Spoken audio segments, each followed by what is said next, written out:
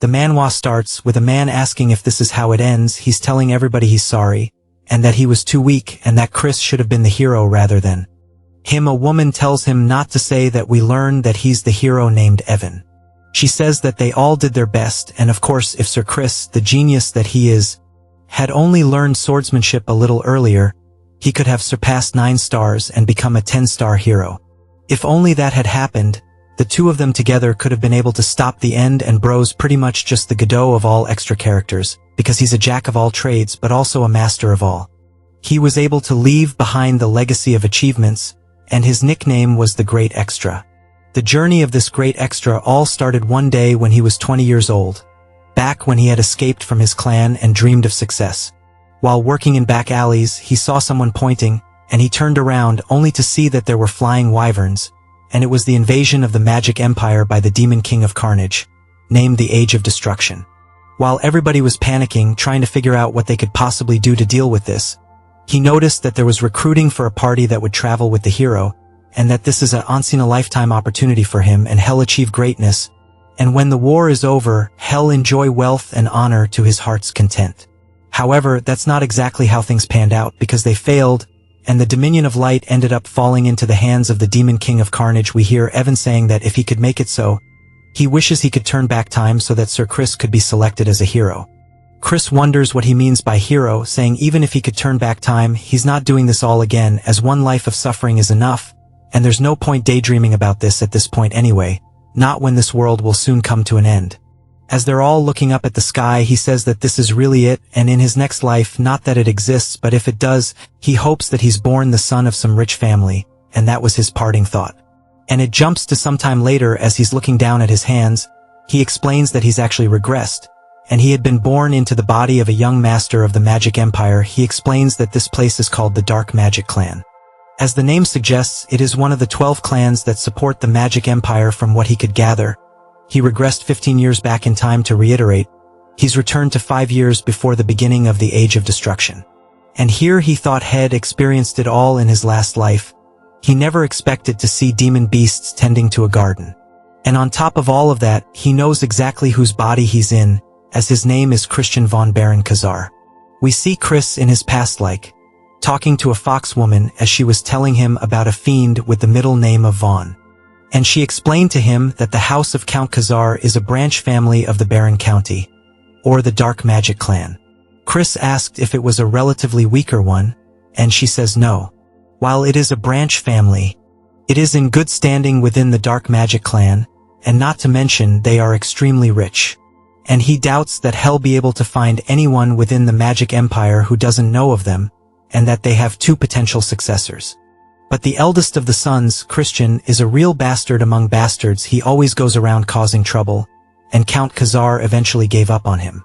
But this is old news at this point, though Chris asked why, and if he straightened up or something, and she says no, he actually ended up getting murdered by his relatives. Back to reality.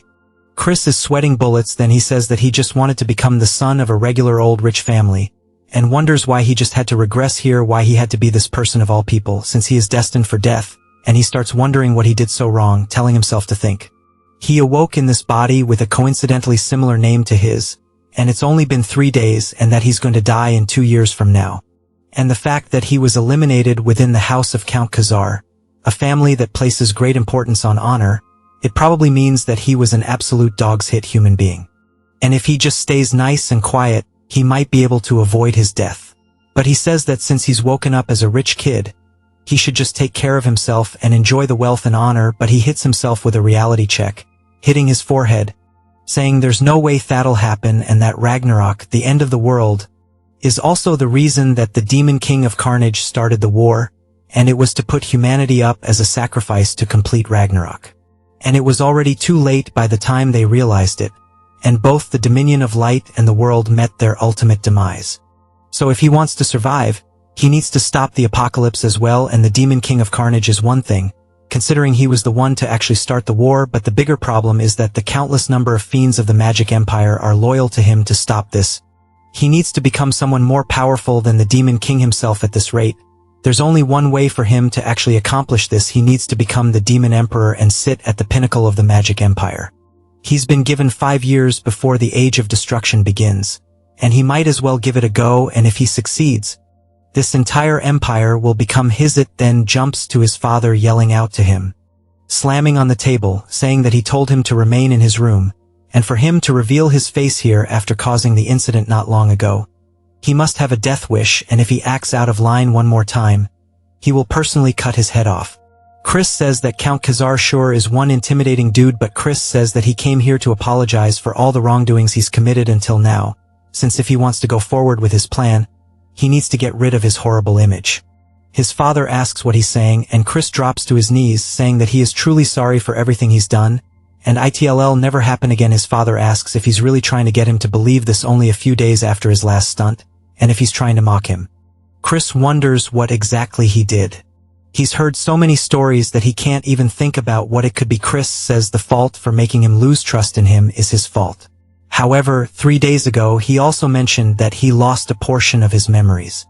To reclaim those memories, he reflected on his past actions and has realized just how wrongly he's been living his life. His heart beats with the truth of it.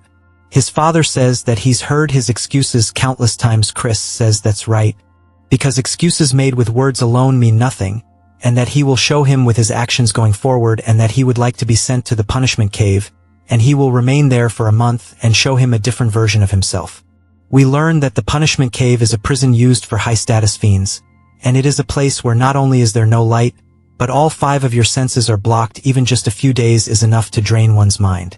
However, it's perfect for him right now, and he needs somewhere to escape the gazes of others. His father asks if he's going to confine himself for a whole month inside of it, because he doubts that he's even capable of lasting half a day.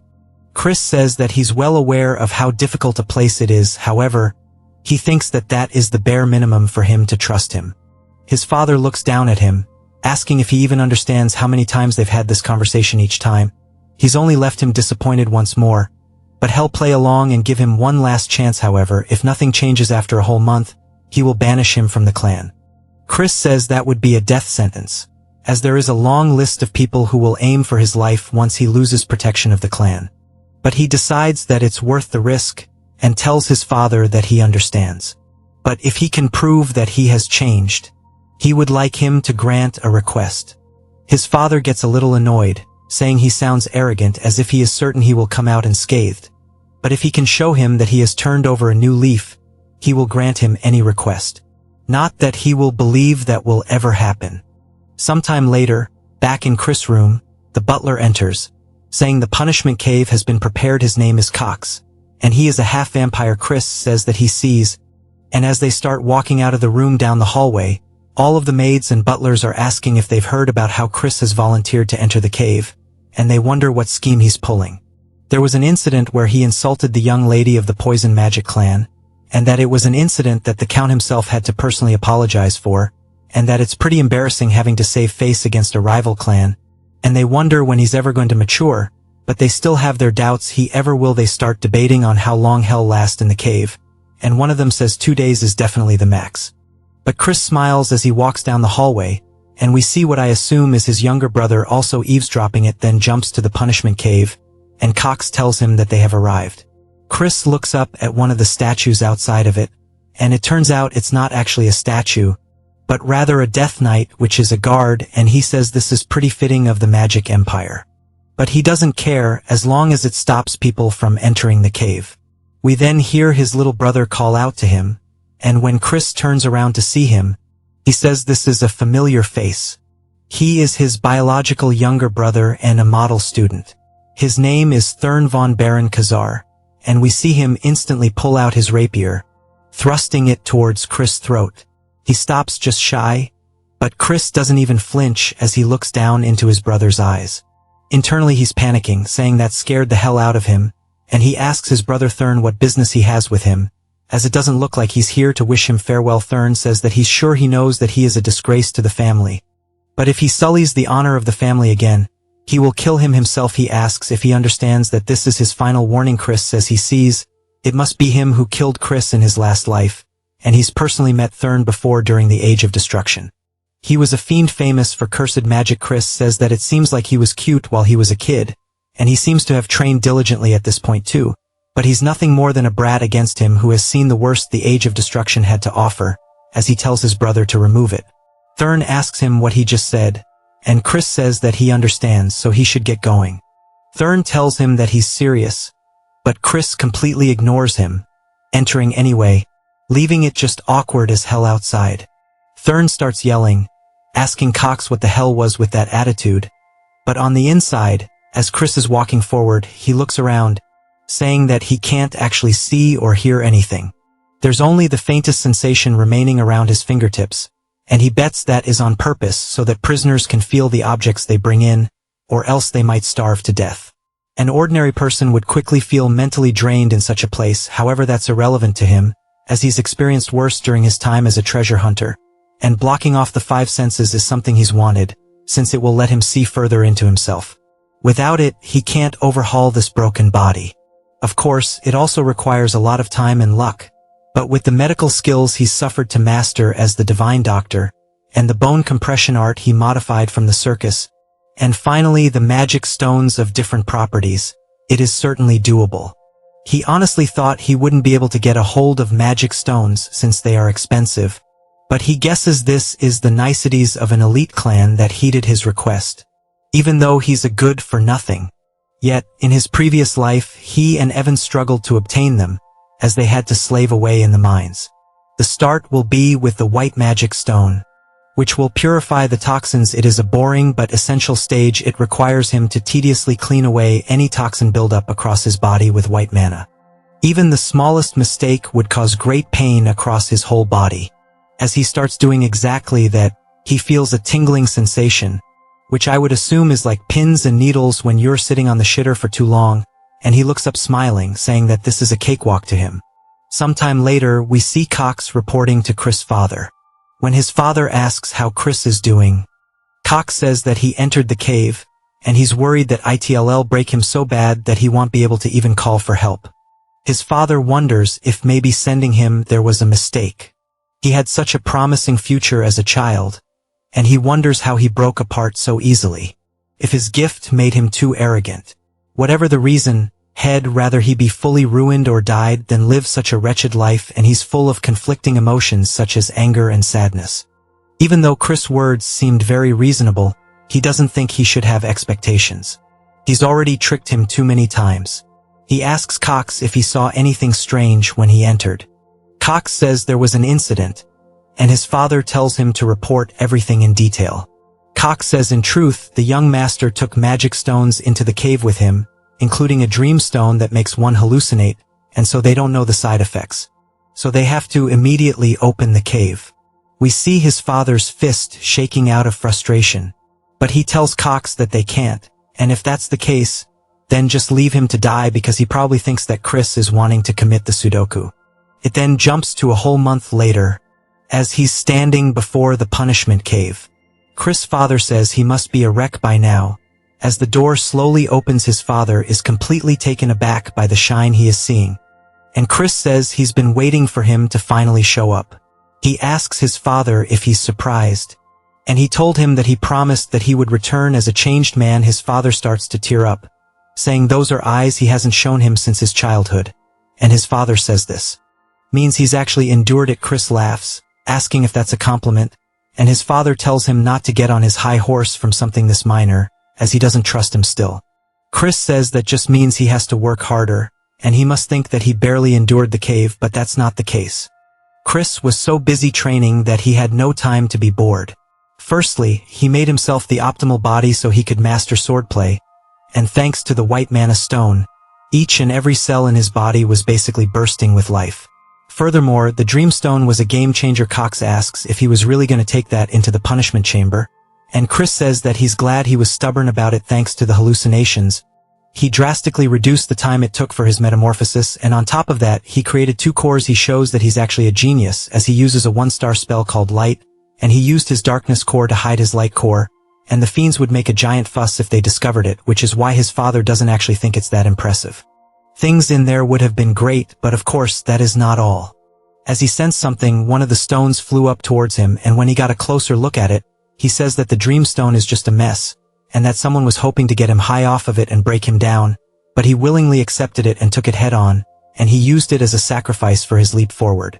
He tells his father that since he kept his promise, He wants to make a request his father tells him to speak, and Chris says that he wants to use the Black Swamp Knights training ground, but his father says that a good-for-nothing like Chris has no place to be there, as they are one of the 3 orders of knights, supporting the Dark Magic clan, and he must know that only the most elite knights may display their skills there. Chris says he's only asking to borrow the training ground, and he believes watching the bravery of the Black Swamp Knights would be a good influence on him, as he doesn't plan to actually join their order.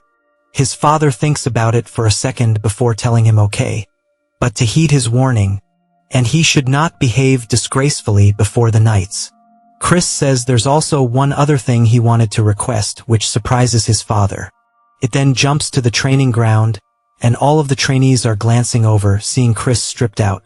They start blatantly badmouthing him, and Chris says it must be because they are in the Magic Empire, where strength is more important than status, but there's one reason he came here specifically. We learn that his other request was about going to the library, and his father says he needed to get the Deputy Commander Melon's letter of recommendation. It's where all of House of Count Khazar's dark magic grimoires are stored. In order to learn dark magic, you must gain access. Chris says he understands, and asks why he had a condition when he's still a member of the clan. His father tells him that he must have forgotten how he tried to sell the advanced grimoires on the black market. Chris wonders just what kind of life he lived before he took over it, and that he truly is a worthless piece of shit.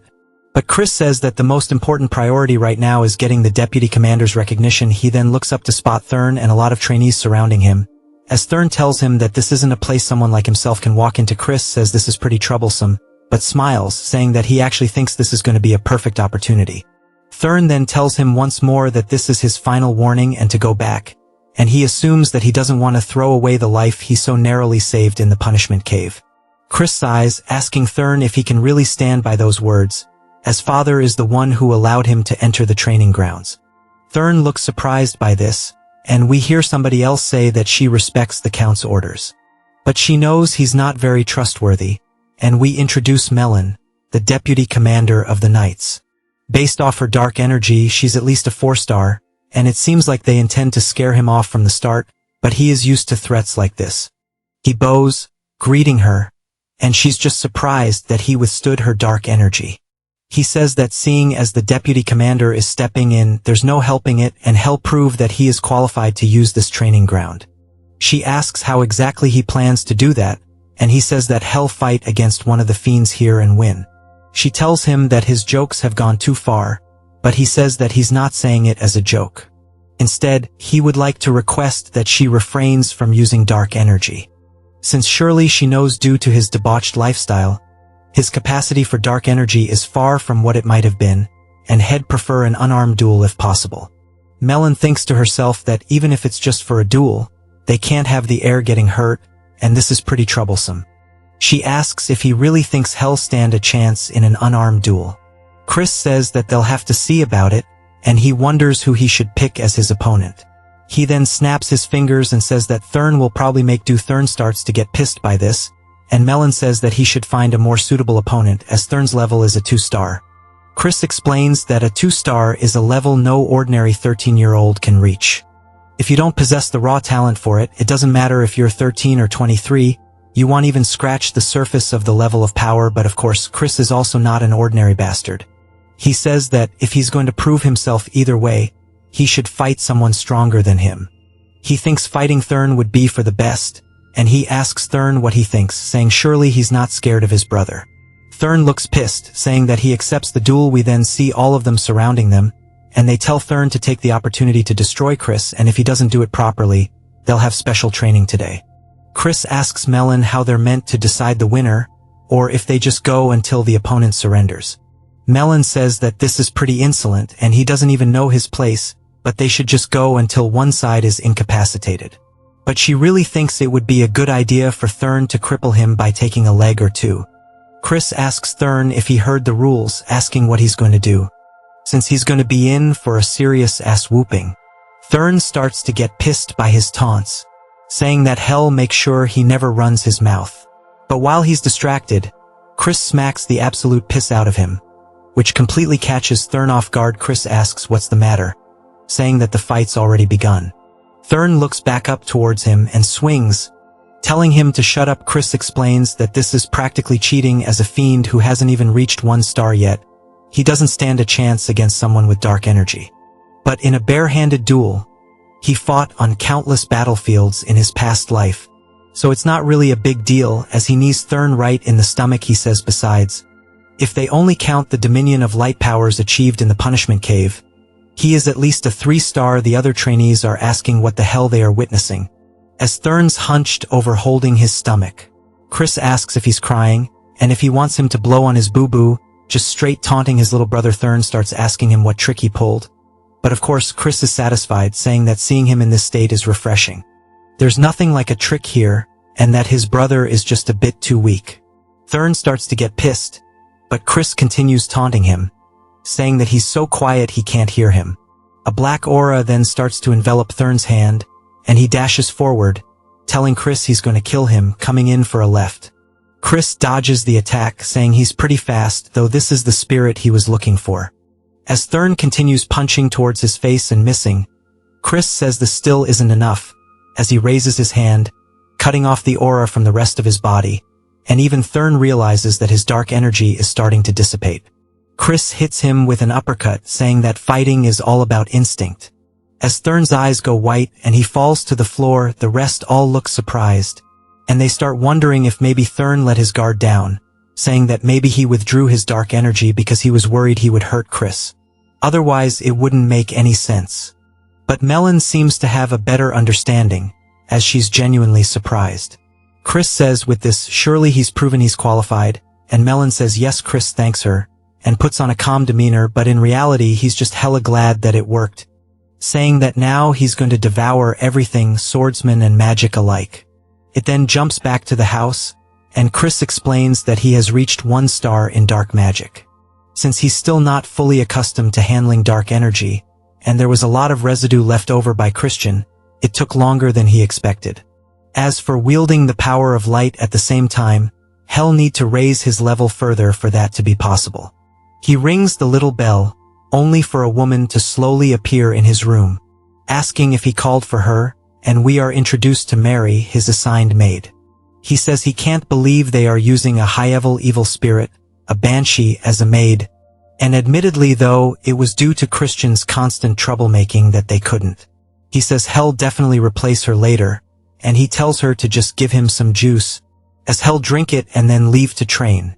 She asks if she should prepare it with human blood, but he tells her just to make it with strawberries. She tells him that blood juice tastes super good though, and he tells her that he wants strawberries. She continues, and they have a little bit of banter back and forth. Sometime later, as Chris is heading out somewhere, we hear Cox yelling out to him, asking if he's going to train even though it's so early, and then he worries he is just pushing himself. Of course, he's pleased and proud that he's so diligent, as he believed in him even when everybody else didn't. Chris says to get low to this guy, and then starts to release some killing intent, saying that he never asked him to believe in him, and asks who he is to decide whether he should believe in him in the first place or not. Cox is startled and then apologizes for overstepping his boundaries, and then tells him to have a good training session as Cox leaves. Chris says that there's something really fishy about this dude. At the training grounds now, Chris says that everybody here has way more docile eyes than before, and that now that their guard is down, he wants to try to win them over little by little. We see some bird dude watching Chris swing his sword, and he walks away towards a tent and goes to inform the deputy commander, Melon, that Chris has showed up again at the training grounds today. Melon just wonders what the hell he is planning, and what that duel was about back then. Thurn's movements were definitely impressive, but to think he would dispel his dark energy at precise moment. She wonders if he saw through the flow of battle, and if that's the case, then he might have the talent to surpass Lord Eshad de Baron, the direct head of the main family. But she decides that's probably not the case, as he's still just a bastard. Also, he has already lost his dark energy through his horrible lifestyle, and it's impossible for him to close that gap now. She hears a lot of noise outside, and decides to go check it out. Asking what's the deal with it, one of the men tells her that Chris seems to have had a small conflict with a squire. The other trainees wonder what happened, saying that Cannon is a 1-star fiend, and they wonder if maybe Chris also reached 1-star. Melon looks surprised, but Chris says that he wanted to see the rumored prowess of the great Black Swamp Knights. But it doesn't seem like they live up to their reputation, asking if there's anybody else who wants to stand up, saying surely they're not a cowardly order of knights. They start to get frustrated by this, and one man steps forward, introducing himself as Torin. Chris says that they fall right into his trap, gesturing him to go ahead and attack, and Torin leaps through the air with his sword overhead. Chris says he never expected them to obediently teach the knights secret techniques to him, since that's the case, he has no choice but to steal it this way. As he starts fighting back Torin's blade, he starts taking note of how they hold the sword in their footwork, saying that this is the mud swordsmanship he's only heard about in rumors, and he starts to mimic it, saying that maybe it'll work out if he does this. He smacks Torin straight across the face, causing him to drop his weapon too, but it's a huge surprise to Melon. Chris is just happy that he managed to pull off the technique. As Torin lays their face down up, Chris sits atop him, and everybody else says they can't believe he was actually strong, saying that his darkness core was ruined, so how did he reach 1 star? Melon realizes that this means she wasn't mistaken back then. Chris says this is disappointing and he had too much faith in the knights, and if their skills are this pathetic, he'd say it's all the deputy commander's fault. They start to wonder if they should stop him because he's crazy for taunting her, and Melon says she understands he's happy about his victory, but he's getting a bit too carried away. He says it's better if she shows him the skills of the Black Swamp Knights. She draws one of the trainees' swords, swings it very forcibly right beside Chris, sending up tons of dust, completely shattering the ground beside him. She says that she only needs 1 second to beat a bastard like himself, while releasing a very deep purple aura. Chris asks if she's really planning on fighting against someone like him with her full power, and that they should only use dark energy up to the 1-star level and prohibit dark magic, as well as using only wooden weapons. She starts to exchange her blades, saying that 1 star is more than enough, and she'll break both of his legs with just half of that. He says if that's the case, he'll put both of his legs on the line. Asking what she's willing to risk, she says that anything's fine because he won't be walking away from here today. As she dashes forward, he blocks her attack with the sword, but it is definitely heavy, as we see him starting to get pushed back. She continues swinging all over, but he is managing to keep up by blocking and parrying. Even the other trainees notice this, saying that he's held up for a while, considering he's up against Melon. But they say that it must be because her main weapon is the greatsword, but we see she's frustrated, saying that for some reason her attacks are not reaching him. Even though he's a weakling through and through, he shouldn't be any match for her. She says that when he fought Thurn, and the fight just now with Torin, this happened as well. Chris says that it seems things aren't going her way, which makes her even more pissed. As she starts to imbue some aura into her blade, preparing some kind of heavy-ass attack, which seems like she might be breaking the rules a little bit, she swings down directly towards where he's standing. Chris ducks to the side, saying that now's his chance. As he runs forward, he hits her with a headbutt straight to the face, which catches her off guard.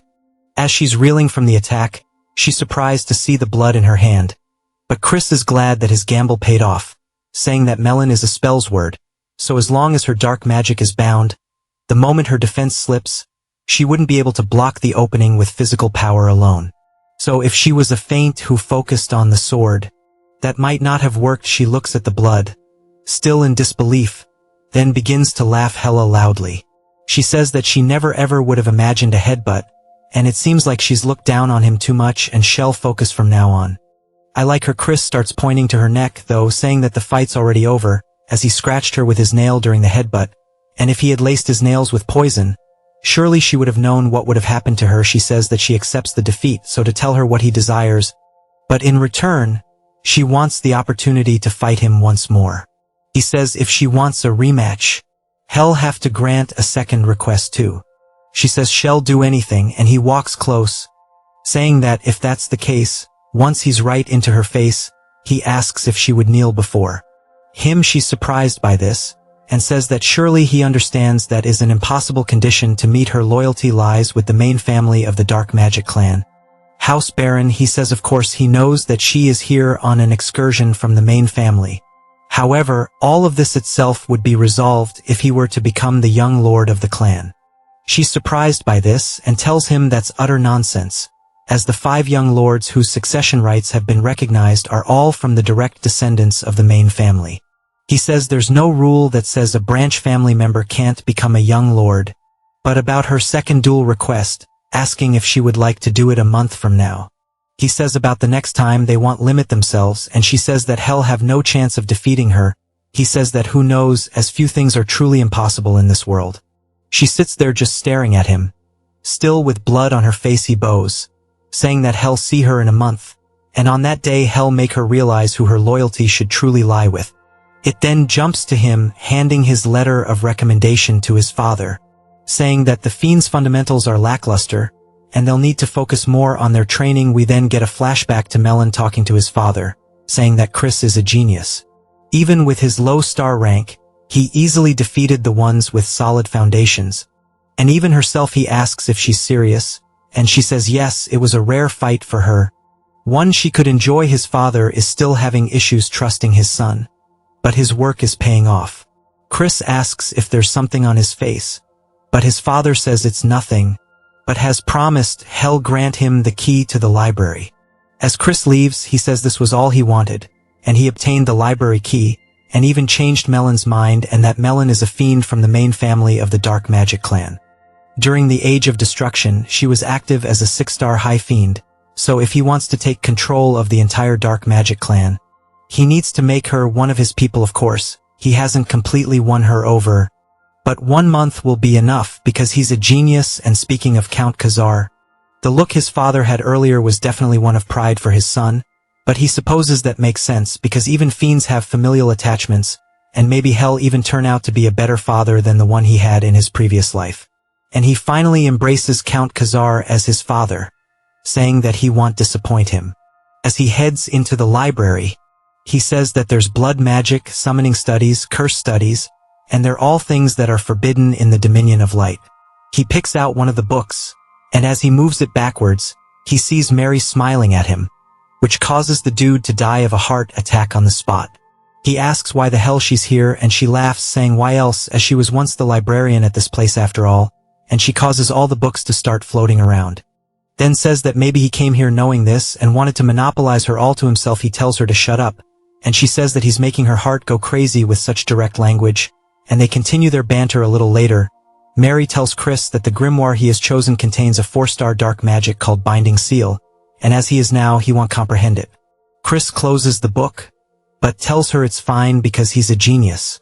She clearly doesn't think that's the case, but pretends by saying that not only is he handsome, but he's also a genius, and that's truly super, but he can tell that she's forcing it and tells her to stop doing it.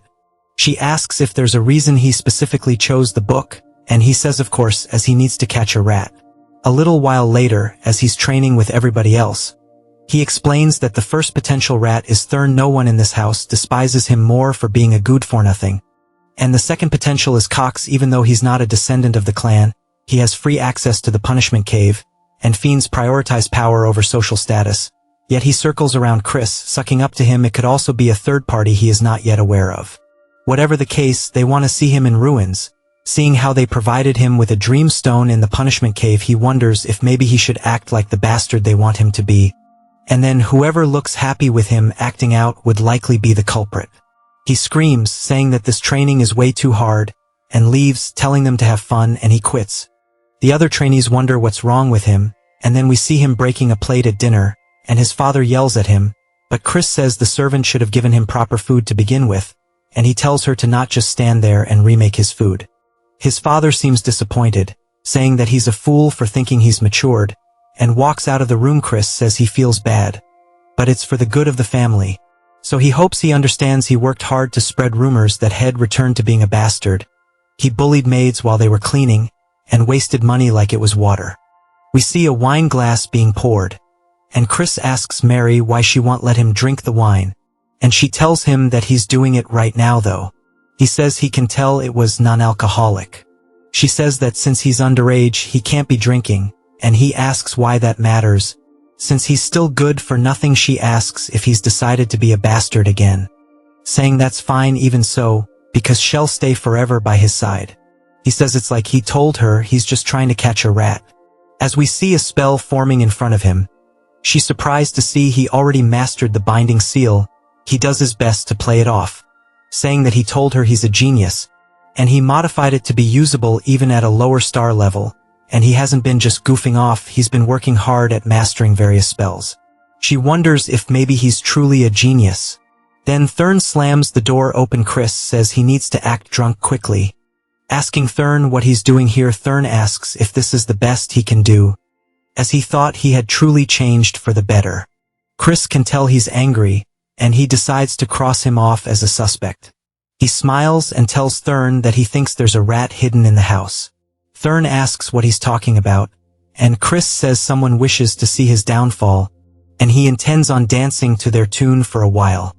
Thurn asks if he's really saying it's all an act, and Chris says yes, even the wine is fake. As Thurn smells it, he can tell it's not alcoholic, asking who the rat is. Chris tells him that it's hard to say right now, but they should take the bait any day now. As he throws the wine bottle to the ground, one of the butlers runs in. Asking if something's wrong, Chris says this isn't the wine he asked for, and to bring him another one. The butler tells him that Cox is currently preoccupied, and Chris says that he guesses he needs to pay him a visit, while still acting drunk. Thurn says he's playing this role too well, and then it jumps to Chris slamming a bottle right in front of Cox's face. Cox asks what brings him here, and Chris pours the bottle over his head, saying this is not the wine he asked for, wondering if he's looking down on him. Cox says of course not, asking if he wants Hai to go get someone to fetch a proper one immediately. Chris says no, telling Cox to go grab it himself. Cox, clearly frustrated, says that he's in the middle of something. Chris asks if he's gonna work like this, saying that he needs to go change anyways, so to get going. Cox then begins to shake visibly, and says he'll be back soon and walks out of the room. Chris says that he needs to commend his patience in withstanding such humiliation, but that hostility was very clear.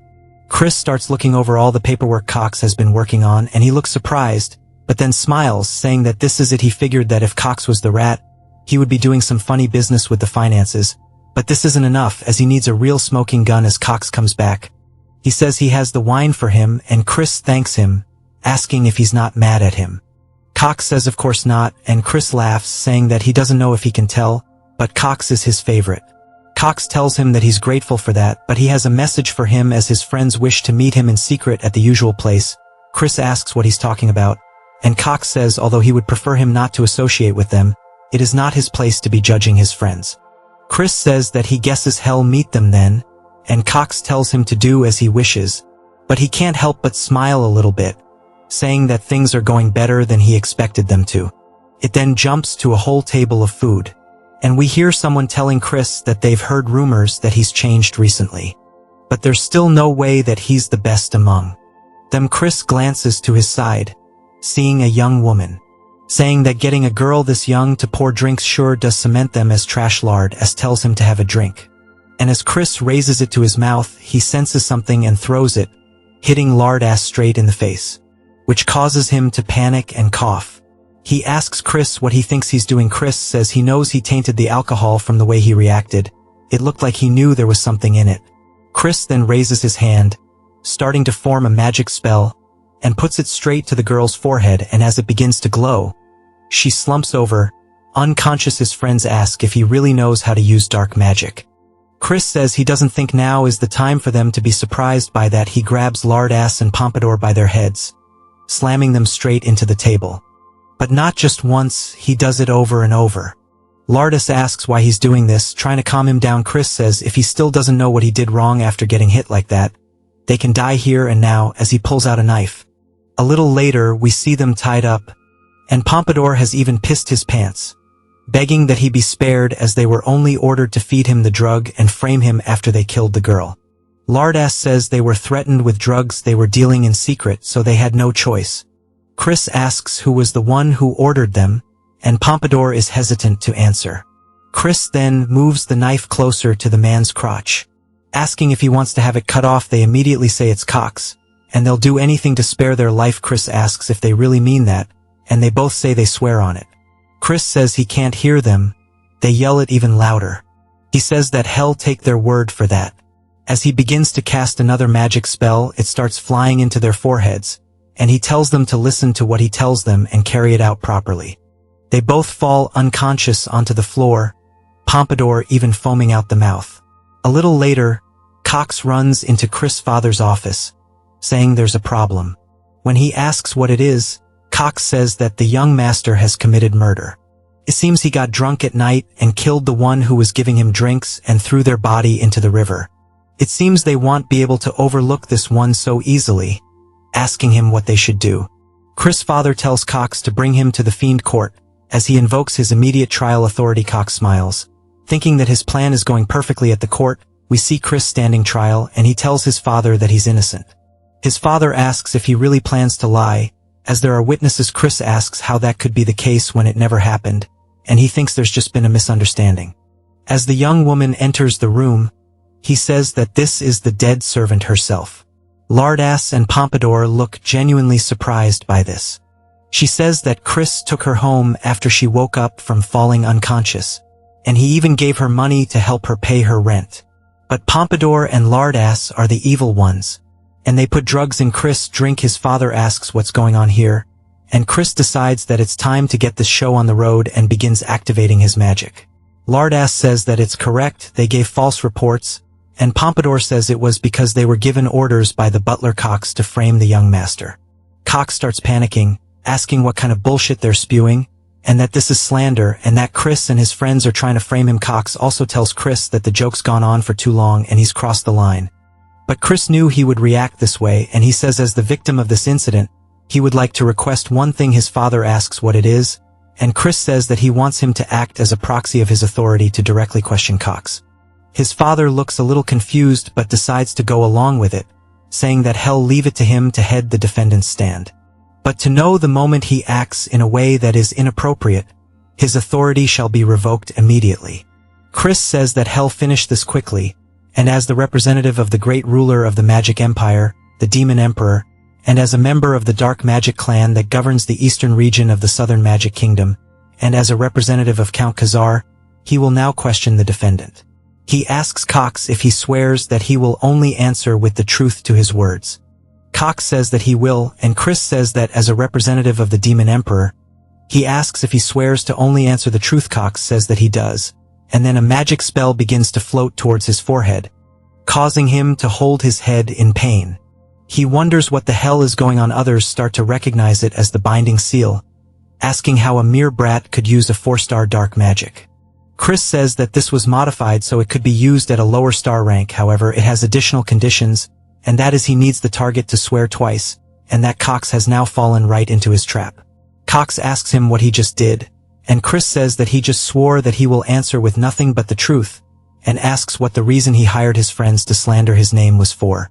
Cox's head starts to feel hella painful as he lets out a scream, and he says that he received an order, and that there was a man who knew of his corruption and threatened him, telling him to ruin the young master, and this is why, from when he was young, he has been sabotaging him. Chris says that by corruption, he's talking about the embezzlement he's been committing for quite some time, and he's already seen through that as well. He leaps down, asking Cox who gave him the order. Cox says that if he says it, then he'll be in a bad position. But Chris uses the binding spell, telling him to speak now.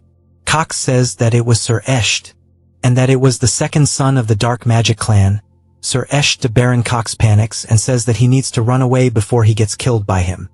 But Chris draws the blade from the nearby guard and cuts Cox's head clean off, much to his father's surprise.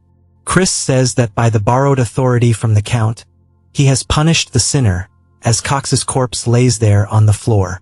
His father asks why this was the decision he came to, and Chris says that had they left Cox alive, the main family would have fabricated evidence and covered up his incident, and they cannot be indulgent with them. Furthermore, he intends to ensure that everyone remembers the truth of it, and that Esht tried to sabotage him. His father looks a bit anxious, and then snaps his fingers, telling him to follow him as he opens up some kind of gateway behind him. Chris enters, asking where they are. His father says that this is a secret training ground, as there are too many eyes in the courtroom. His father then says about what he said just now, asking if he means to say that Esht will cause more trouble as a result of the succession conflict because a family's power and authority is directly tied to the successor they support. He tells him his decision was correct, but he feels that he may have acted hastily. However, with things as they stand now, they will have to support the first young lady. The first young lord isn't an option because he is a crazed, bloodthirsty lunatic. Chris says there is also another option, which is for he himself to become the successor. His father says that's nonsense, but Chris says that someone from a branch family can be recognized as a successor if they possess the necessary ability. His father says that's just a role by name alone, and it is not enforced. Chris says that he doesn't really know about that because why else would Esh try to sabotage him? His father says that he may have been more talented than Esh in his childhood, but he's been lagging quite far behind him now. Chris says that he'll make quick work of catching up, but to do that he needs his help. He wants his father to use his authority to recommend that he participate in the Sacred Dark Rite 2 months from now. His father tells him that he'll need to be a 2-star to participate, and that he only just obtained 1 star. Chris says that he'll make sure to reach it within the next 2 months then, so surely this one time his father can help him out, and he smiles. Sometime later, we hear the maids talking about how it seems Chris truly has changed, and they have heard that the Count himself has been personally training him. Mark Zuckerberg asks if she means the same training that even the senior knight struggled so much with, and that he doesn't know how long Chris will last. As we see Chris cutting something cleanly in half, he says that he needs to bind it with mud swordsmanship, and then sever it with black scythe swordsmanship. Asking his father if he's correct, his father says that he only started teaching him this today, yet he understood it immediately. Chris asks why he has to keep doing it this way, because keeping them separate is so weird. His father asks what he means, and Chris says that he feels like there's a more efficient method. As another mushroom monster spawns in, Chris runs forward, cutting its legs clean off. His father says that was mud swordsmanship, asking how he did that when it's not meant for slicing, and Chris explains that he only used the mud swordsmanship, but he wrapped it in the black scythe sword energy. His father internally is freaking out, saying that's not something a 1-star should be able to do, but plays it cool, saying that's pretty powerful, but using 2 techniques means it's going to be difficult to use curses too. Chris shows that he can still do it anyways, and says that it's still pretty easy, and it's not really an inconvenience at all. His father then freaks out externally this time too. It jumps to 2 whole weeks later. As Chris is laying on the ground, he says that running is so hard, and it's not like he can half-ass this, since stamina is key to increasing his power stage. We then hear Melon asking if he's already exhausted, as the duel isn't far off and she's eagerly waiting for the promised day to arrive. He says she always has such an intense presence, and that he's doing his best to meet her expectations. She says that she's aware of his growth, but he's still a 1-star, and he'll never get her to kneel before him. He says that he's sure it would happen, and he's sure he'll learn something through the duel, so it won't be for nothing if it doesn't. She laughs, saying that he's still full of energy, and she hopes he fights past his limits and entertains her. He says that she is currently an upper 4-star. We learn that in a single stage, there are 3 separate tiers, lower, middle, and upper. As an upper 1-star, he is way below her level. However, he comes from a rich family, which means that he's a wallet warrior. As he enters his room, he asks Mary if she's finished packing his bag for the outing, and she says of course, and that since it's their first outing together, she made sure to dress to impress. He says that he never said that she was coming with him, though, and she laughs, saying that he must be worried, and she's gonna get a heat stroke from this, and that he shouldn't care because it's her pleasure to serve him. He asks how a banshee is meant to get a heat stroke in the first place. He recalls asking his father if he could change to a human attendant, and his father says he cannot since he made a contract with Mary, and that a high-ranked banshee cannot be managed without a contract. And he asks his father if he could even tell him how to avoid the contract then, and he says that it's going to be him sharing a very deep kiss with Mary, and Chris says that he can't believe Christian did this in the first place. He tells Mary that she can't come with him, as he's headed to a place with lots of people. She looks so sad, saying that she was looking forward to going out, and he says that it's just her spiritual energy might injure people. She keeps the puppy dog eyes, saying that she's been stuck in here for decades now, and bro can't believe that she's this sad about it and folds into 0 pressure, saying that she can come along, but she just shouldn't show up around others. She says that he truly is the best, being all excited, and he tells her just to follow him. She asks where they are going, and he says that it's somewhere he can make a profit. She reminds him that he already has a lot of money, and he starts dropping his coins on the ground, and he tells her to stop doing that. She says if he's not going for money, then maybe he's going for land ownership. He says that's wrong too. She asks what it's for then, and he says it's for something he used to use before. We see Thurn in the carriage, saying that he's late, and Chris asks what he's doing here. Thurn says that he's here to watch over him in case he begins to behave like a bastard again. Chris tells him not to worry about it, as he's merely on his way to go gambling and nothing more. He says they're fiends, so it's a given that they're close to alcohol and gambling is something even the Demon Emperor recommends, and there's a reason that's legal. Thurn says that he should follow him there then. Chris then asks if it's perhaps because he's worried about his big brother. And Thurn freaks out, asking why he'd be worried about him, and he's just concerned that he'll dishonor the family. Chris says that he was thinking, for a little nerd like his brother, it'll probably be too stimulating anyways, asking if he even knows the rules. Thurn says that gambling is just card games and that he's gonna flatten his nose if he keeps yapping like this. Chris says that sounds so scary, and he hits the Yu-Gi-Oh meme, saying that he's gonna show him that he's a pushover today. They finally make it to where they're going, and it's just a big grand building. Even Mary looks super duper impressed, and Thurn says that he didn't know a building could look like this. Mary says that her heart is starting to flutter. And Chris tells them to stop acting like country bumpkins and to put this on. As he hands a mask to Thurn, he tells Mary that she needs to hide so people can't see her. And he also wants to whisper something to her. He starts doing so as she listens, and she says that she'll go do as she's ordered and disappears. Thurn asks where he sent her, and Chris says that he shouldn't worry about it and they should go in already. As they enter the area, people start to look over towards them as they walk by their tables. Some of the gamblers say they can't believe people so young would enter the lion's den on their own. Chris says that he wants to make a bet with Thurn on who will make more money in an hour, and if he wins he'll call him older brother for a month. Thurn asks if he's serious, and Chris says yes, but if he loses he'll have to call him the Honorable King Emperor Majesty brother. Thurn can't believe he said that shit with a straight face, and Chris says that there's no need to do it if he's scared and offers him some money. Thurn instantly yoinks it, saying that there's no way he'd be scared about this and that he's gonna be going first and show him how easy this is. Sometime later at a table, a man saying that it's Chris' victory, and for being young he plays quite well and he's sure that he's going to earn a lot. Chris says that when you're first starting out, they let you win a reasonable amount by instigating the overconfident player. They aim for the moment their prey bet's too big, and he knows exactly how these common works. And of course we know Thurn isn't so familiar, so he falls for it, and Chris says that he's already caught in their trap, and he tells him that he should just go back home and sleep. Thurn says that he's definitely losing money too, and Chris tells him that he's only lost 500 rupees. Thurn says that he only lost about 1,000, and everybody starts laughing. At the completely justified crash out, Chris says that it looks like everybody here has marked Thurn as a loser, and he's sure con men will try reeling him in soon enough. Then he asks if he's going to continue. Thurn says he will and yoinks the money out of Chris' hands, and Chris says that he's the one who tried to stop him, but he wants him to lose tons and become the perfect bait, as that's the plan to begin with. Sometime later, as Thurn's sitting at his table looking at his cards, we see people cheating as they actively see what's in his hand, and Chris spots their tells, saying that this is perfect. Mary then appears behind Chris, saying that she found the people he mentioned.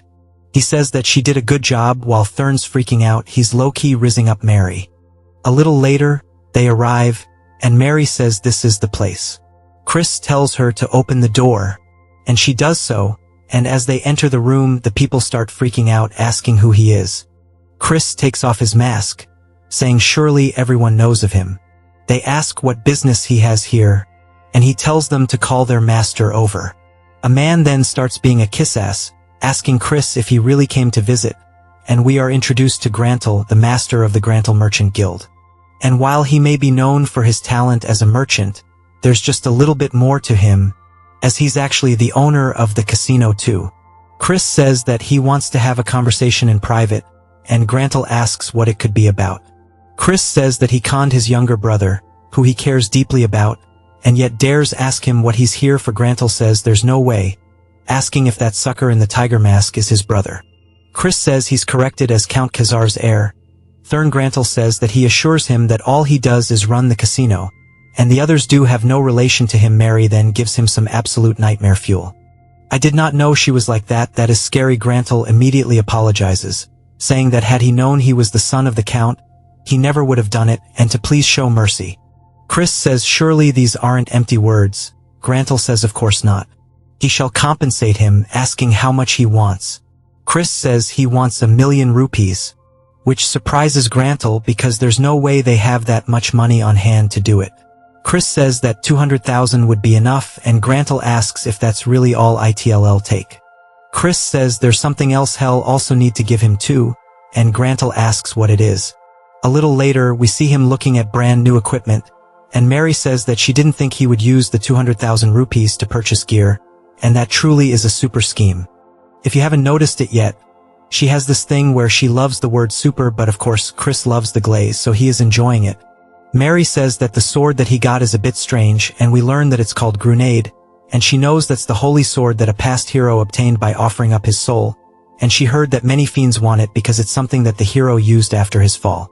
But now it's all rusty. Chris tells her that it's okay because it's part of the plan and hands her a necklace, telling her to take it. He saw her staring at it before, and to just treat it as a gift. She looks so surprised, and he says that it seemed like she would never be able to put her regrets to rest if she didn't get it, so he's giving it to her so that she can move and find peace quickly.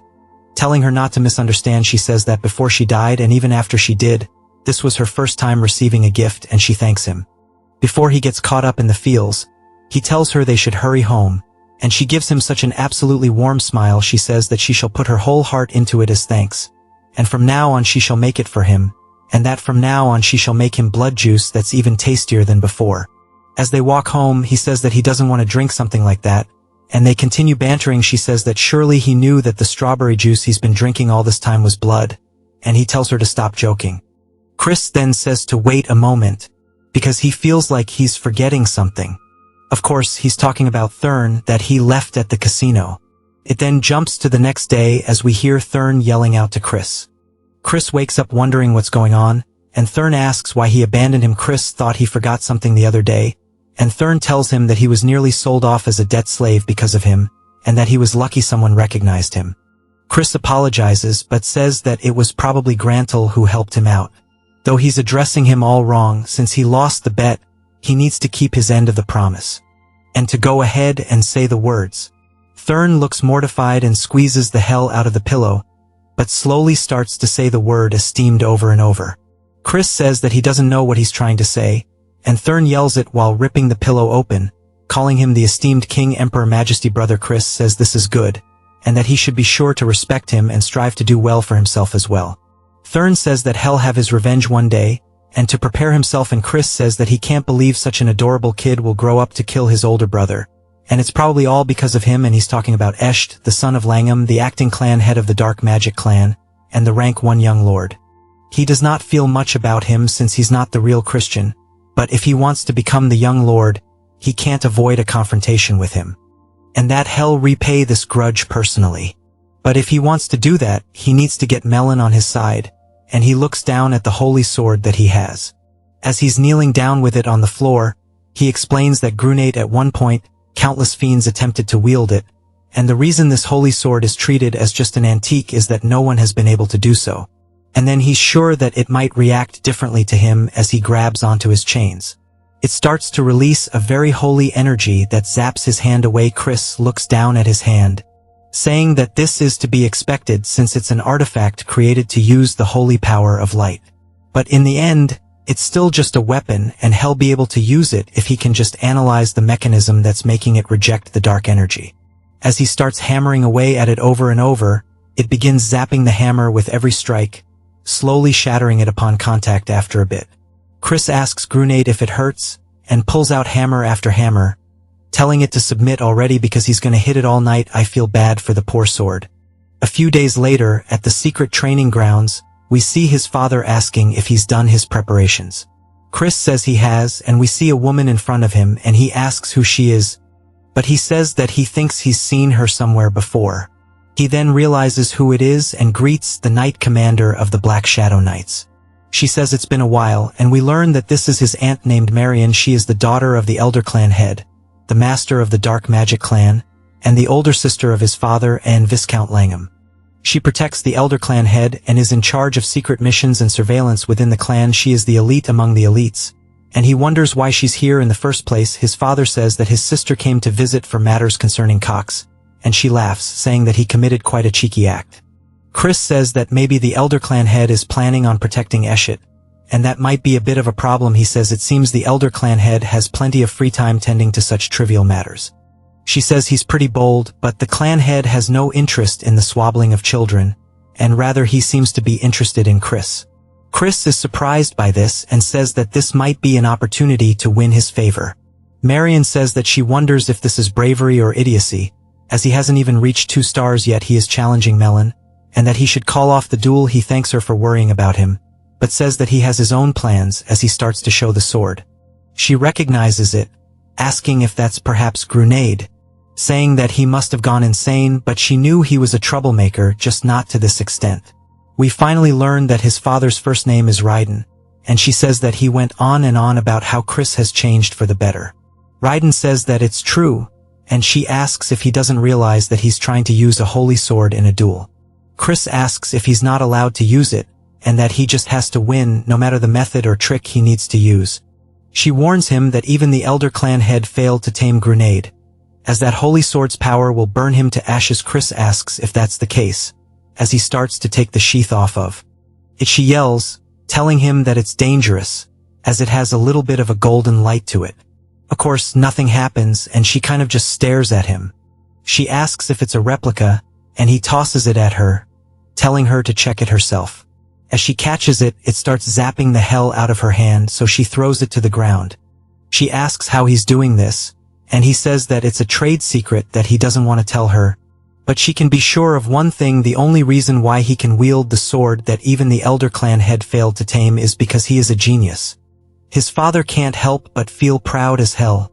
And we hear Melon laughing, saying that he's always so fun and entertaining, and for him to have tamed a holy sword is cool. But it's not like that's gonna matter, as today will be his last day in this world anyways. And Chris begins to stare at her. It then jumps to the start of the duel as Melon's charging forward, swinging down. Chris blocks it. He says it's just as he thought. Without any restrictions, her power and speed are incomparable to before, and he won't be able to narrow this gap at all. But as she starts flying in, he blocks her attack once more, and we see the holy sword starting to dissipate the aura on her blade.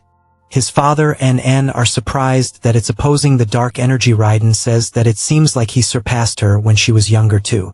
Marion says that's not the end of it, pointing out that he is wielding the holy sword.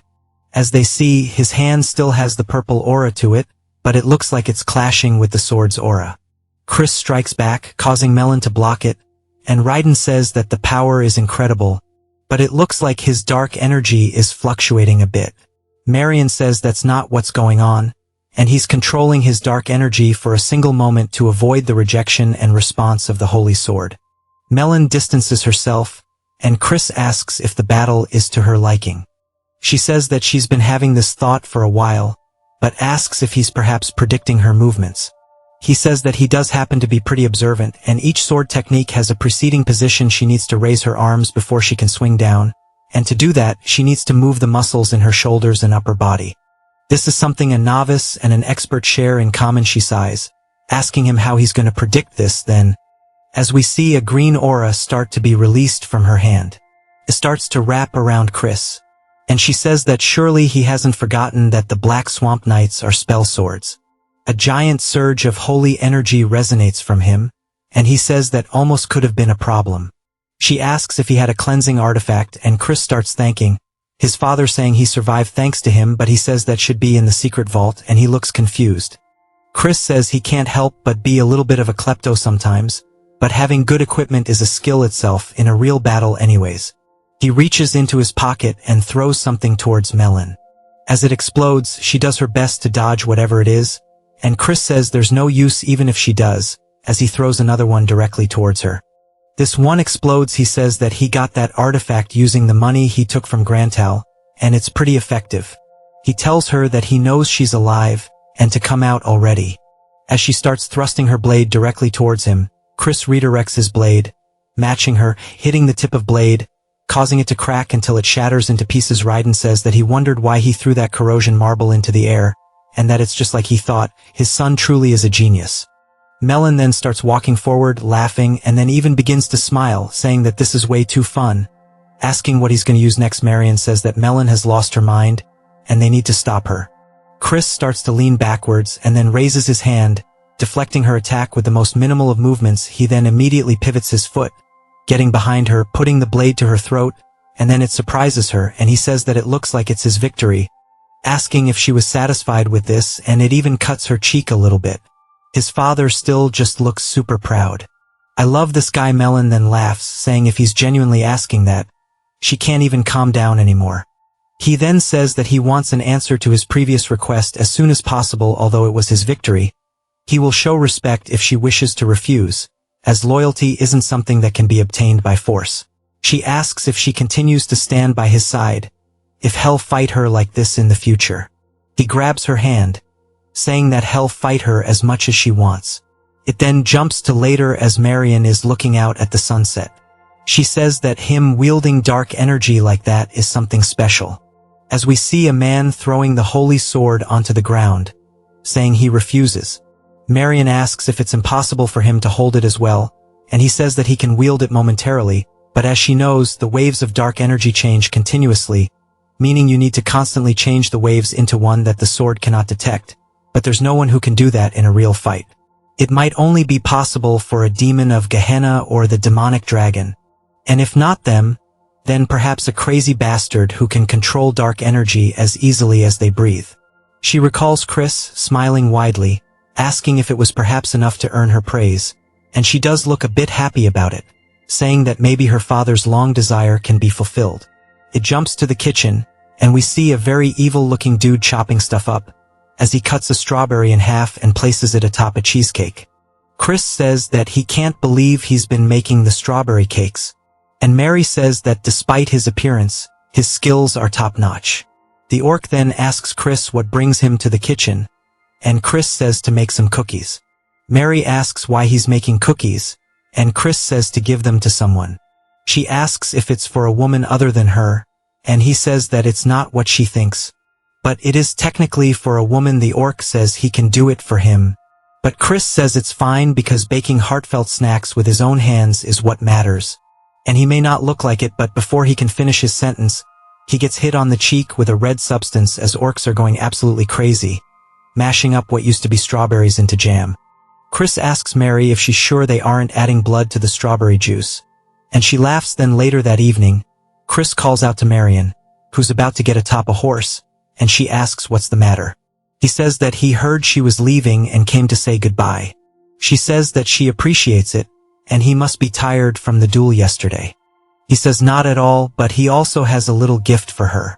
She sees all the cookies and begins to blush, saying that he didn't have to prepare a gift. He says he's happy to see her again and couldn't help but prepare something. Right then, he remembers yesterday when Chris was asking him if there's any particular food that Marion enjoys, and he says that he sure doesn't know how to win someone over. Chris tells her to try a bite because he baked them himself. She asks if he really made these and starts munching away and realizes that this shit is actually gas. She tells him it's very tasty, and he says that he's glad she likes them, and she says that she must give him something in return for this fine gift, asking if there's anything he wishes for. He says that he wants her to become his true aunt from now on. She says since they're already related by blood, he's sure there's a deeper meaning behind his words. She asks if he just wants to have her support in the upcoming succession conflict. She sighs but says unfortunately, she cannot grant him that request. As he may know, adults from the main family must be impartial towards the candidates. As that is the rule, he says he was merely making a genuine request, as he wishes to become closer with his aunt. She asks if he really has no other intentions, and he says of course if she cherishes him and secretly offers to help, there's no way he'd be able to refuse it. She laughs, starting to eat cookies, saying that she does not dislike his honesty, but since her nephew bakes such delicious cookies and gifts them to her, she can't help but cherish him. He thanks her, and she asks if she can have more cookies next time. Raiden sits there tearing up since he finds it so wholesome.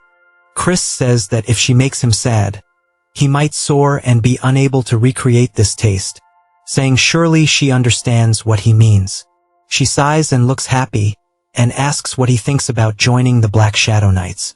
He goes to explain it and says something to her, but she cuts him off. She says that he was exceptional in the duel against Melon, and he may even be a greater prodigy than the Elder Clan head. However, his rivals won't be easy opponents, and she's worried that he may wither away before his talent has a chance to bloom.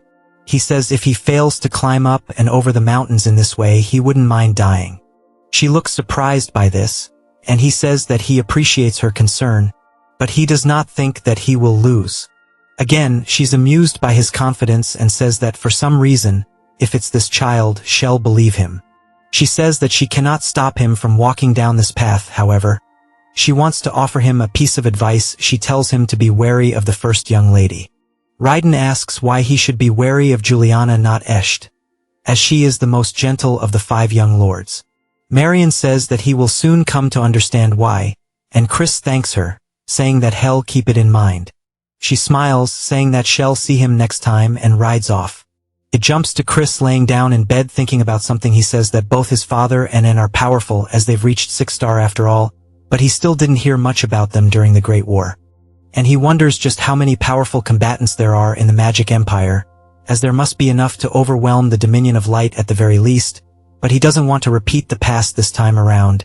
So he must get stronger faster. We get a whole 1-month time skip, and Chris asks his father if he called for him. His father says yes, as there's something he meant to tell him, but then is surprised by something, asking Chris if he's actually reached 2 stars already. His father says to achieve such a growth in only a month is crazy. Chris says that he doesn't know why he's surprised, as he promised him, and asks what he wanted to talk about, to call him here alone at this hour. His father says that he got word from the main family. He submitted both him and Thurn as candidates for the Sacred Dark Rite, but they only approved Thurn. He sighs, saying that the reason being was that of his frivolous spending, litterous womanizing, thievery, and even drunk and destructive property. And he can't refute it because it's all true. Bro getting punished, but his father says that he can't believe they're looking down on his son. And Chris asks if Viscount Langham made this decision. His father says no, the Viscount didn't have much to say after Esht's misdeed. However, it was Loyen de Baron. He's a direct descendant from the main family, and the star of the upcoming Sacred Dark Rite. The Sacred Dark Rite itself is a ritual where candidates take in pure darkness from the negative dimension. Since the amount is limited, candidates participate in a quasi-death match to decide on hierarchy. Candidates who rank higher end up taking more darkness for themselves, and it ends up playing a tremendous role in being selected as the Young Lord, a successor clan candidate if Loyen is victorious and monopolizes darkness, then becoming the 6th Young Lord. Achieving his goal will be much harder if that does happen. His father says that Hell talk to them again, and if all else fails, Hell even request help for Marion. Chris says that's not necessary, as Hell figure things out himself. His father says that he knows he's talented, and that he has changed, but he can leave the matters to the adults. Bro really is just trying to be a good dad. Even Chris can see it and says that he appreciates his feelings, but he tells him that he has his own methods. Bro is cooking up something nefarious. He asks if any children of Count Turman's house will be participating. His father says yes, and that his 3rd son will be there. And that scoundrel sided with Loyen, saying that he had no right to participate in the Dark Rite, and he's merely a trickster who can only control demon beasts. Chris says he's surprisingly a doting father, and he tells him to calm down, as he simply needs to prove himself to them, and that the Turman should be hosting a black pill hunt soon, and Hell participate as a herder. It then jumps to what I assume is the main estate of the house. We hear Marion saying that she has personally checked on Christian as per the clan head's orders. He asks how he was, and she says that he was incomparable to the others. The elder says that he finds that hard to believe, and the child he remembers was a brat who thought himself to be a genius, when he was nothing but a false prodigy. She says that he's clearly different from before, and the elder says in that case, he asks if she believes that the child could fulfill his long-desired wish. She explains that this wish is why her father has lived on, even refusing death through heaven-defying magic. She tells him that she cannot say, but he might be the closest to what he desires. He laughs, saying that's pretty interesting, and he shall keep his eyes on him, and his participation in the upcoming Sacred Dark Rite is unlikely, asking if that's correct. She says that's the common consensus within the clan, asking if he will intervene. He says that he cannot step in over such a trivial matter, asking how someone could call themselves a fierce beast without being able to overcome such a small trial. She says that he may be a fierce beast, but he's still just a child, and she believes he should be given an opportunity to receive darkness and awaken his potential. He calls out to her in a very stern voice, while glaring at her, and she realizes that she's overstepping her boundaries. He says that he's always been such a man, and he's harsher to those he holds expectations for. He says that since she's willing to go so far for him, she must have taken a liking to him. He then summons someone called Blood Drinker as he appears in the room. This is the head butler of the dark magic clan, named Simon, asking if he has been called for. He says he already knows Simon heard it all, and Simon says that he's dead, asking if he just needs to observe the little bastard this time around. The elder says that's correct and that he wants to know everything he does, leading up to the sacred dark rite. Simon says that he understands, but he has one question, asking if he can pull a small prank during his monitoring. Marion looks surprised by this, and the elder glares at him, reminding him not to go overboard. Simon then begins laughing evilly, and says that as he wishes while leaving, and Marion says that she hopes that Chris makes it through safely. It then jumps to a carriage riding through a village, and Chris says he quickly managed to reach 2 stars thanks to his talent, but despite all the training, his stamina and dark energy reserves are nowhere near sufficient, and he can't become a 3-star as he is now, and he needs a black pill to accumulate a lot of dark energy in a short period of time. For the Chairmans, the host of the black pill hunt, to coincidentally start beef with him, is a pretty good stroke of luck. The problem is that catching the demon beast carriage off doesn't automatically guarantee a black pill. As the carriage comes to a stop, he explains that there is a special condition that needs to be fulfilled. We then see Lardass running up to the carriage, asking Chris what brings him here. Chris asks how he's been, saying surely he hasn't come empty-handed. He says of course not, and that he would never greet the young master without a gift. Chris slaps it out of his hands, causing it to fall to the floor, and Lardass looks confused. Chris says that he doesn't seem to know his place, and he heard that he's partaking in all sorts of illegal activities. After all, we even get a funny image of him bullying him as a penguin, some happy feet type shit. Chris says that hell let it slide this once, so he should cut any activities that cross the line. Lardass agrees, and Chris says there's something that he needs, and he needs to procure an ash pill for him, asking if he can do that.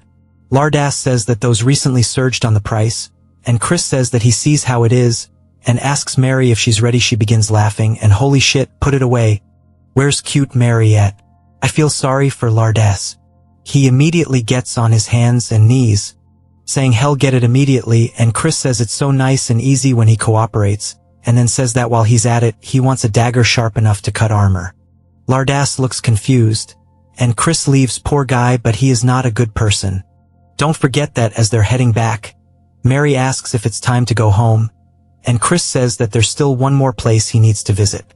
He sees a potion store, telling the coachman to stop here, and he enters. He starts looking around the shop, saying everything that hell take, and Mary asks what he's doing all this for. Chris says that he has a use for it, but she asks what use he has for an aphrodisiac, and she starts getting the wrong idea.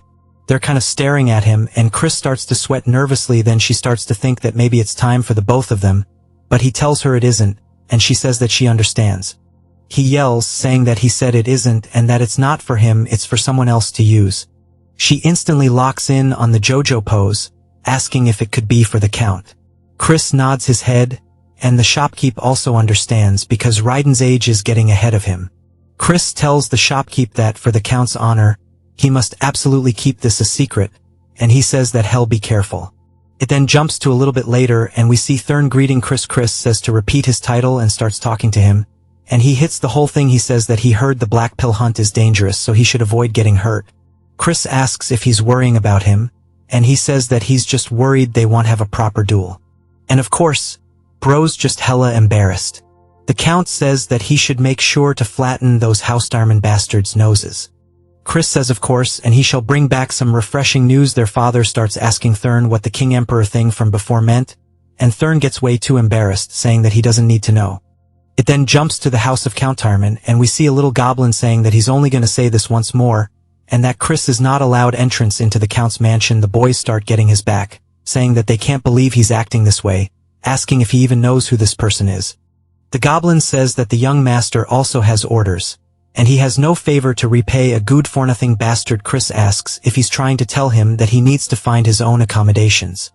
The goblin says that is the case, and says so nervously. One of the boys says he's immediately going to go cut that bastard's head off, but Chris gets him to stop, asking about the payment for the accommodations. Then the goblin gets scared, saying that he can bill it to Count Tarman. Chris asks if that's really the case, as we see a fancy-ass courtyard, A fancy-ass house. Bro's actually gone out of his way to rent a mansion. The workers ask how much this cost.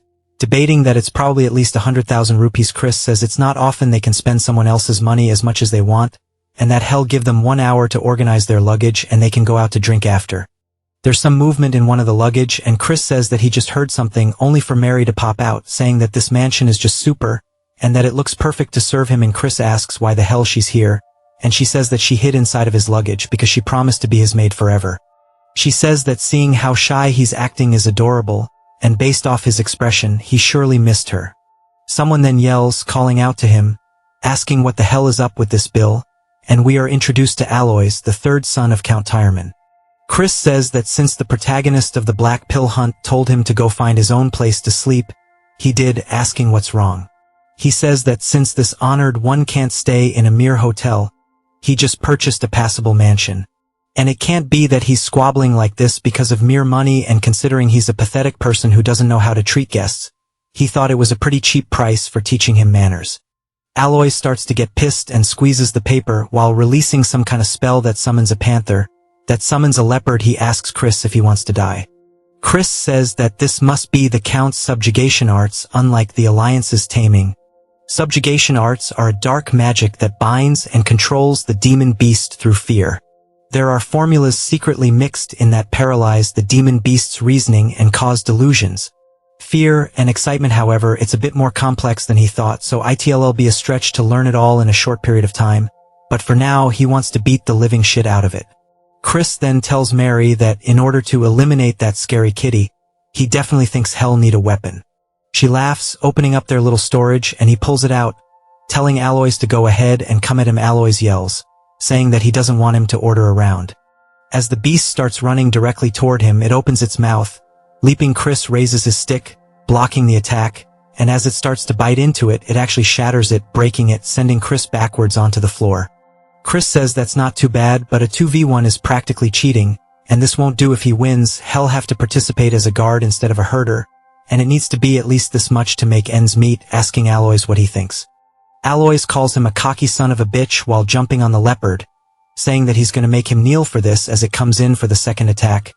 Aloys looks confident as it pounces on the ground, but the leopard looks underneath its hands, wondering where Chris is. Even Aloys does, as Chris comes up behind, smacking him once, and then immediately 3 more times with the stick. Chris asks if it hurts, saying that he better not start crying.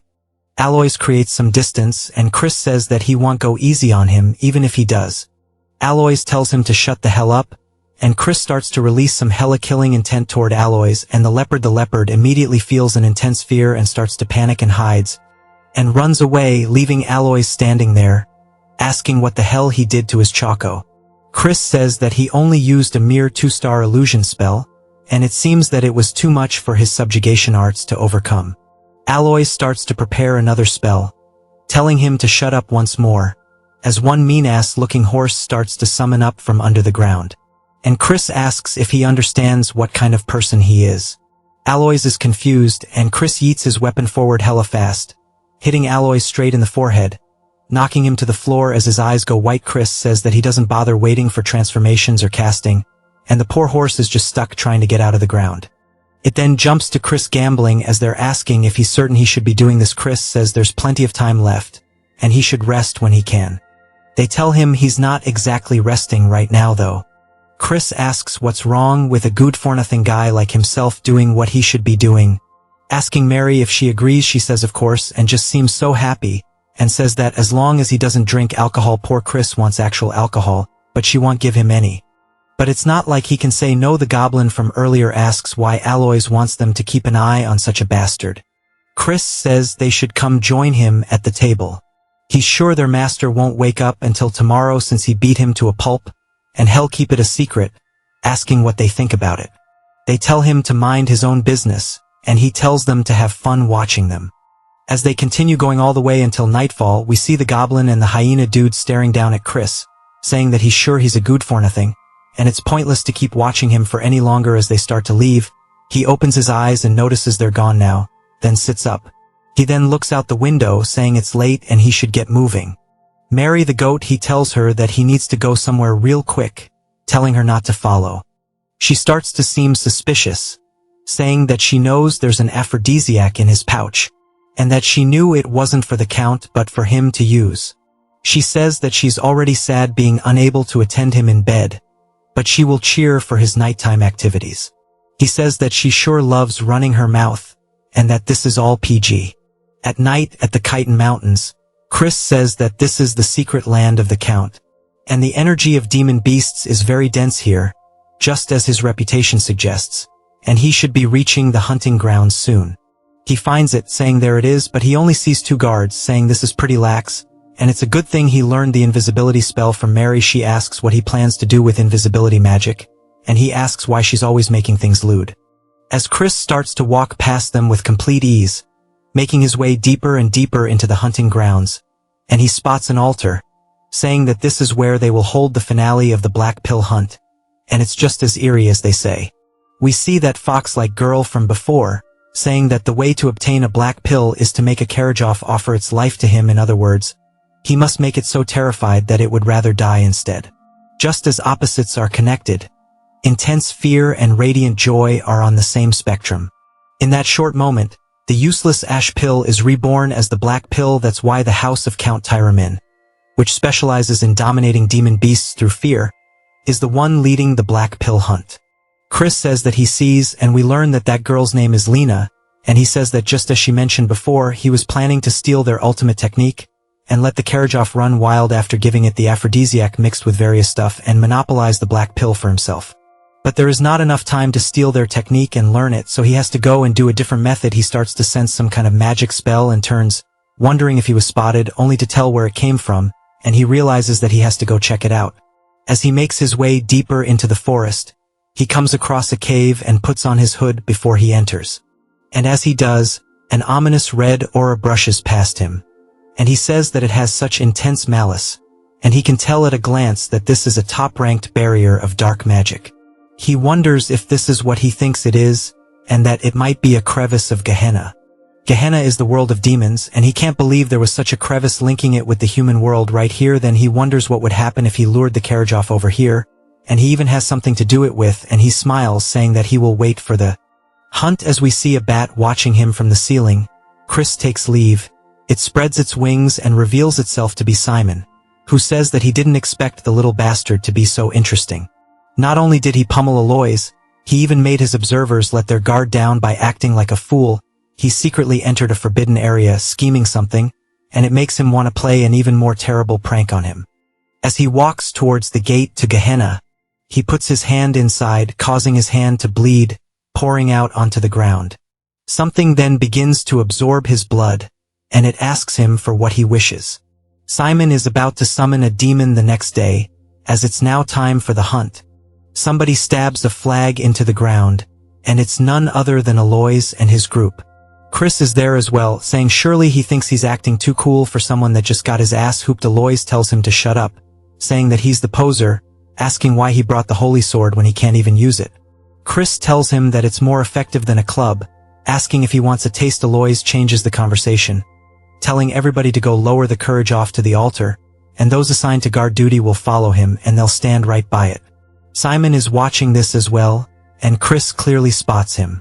Aloys tells Chris to go ahead and answer, and Chris says as he wishes.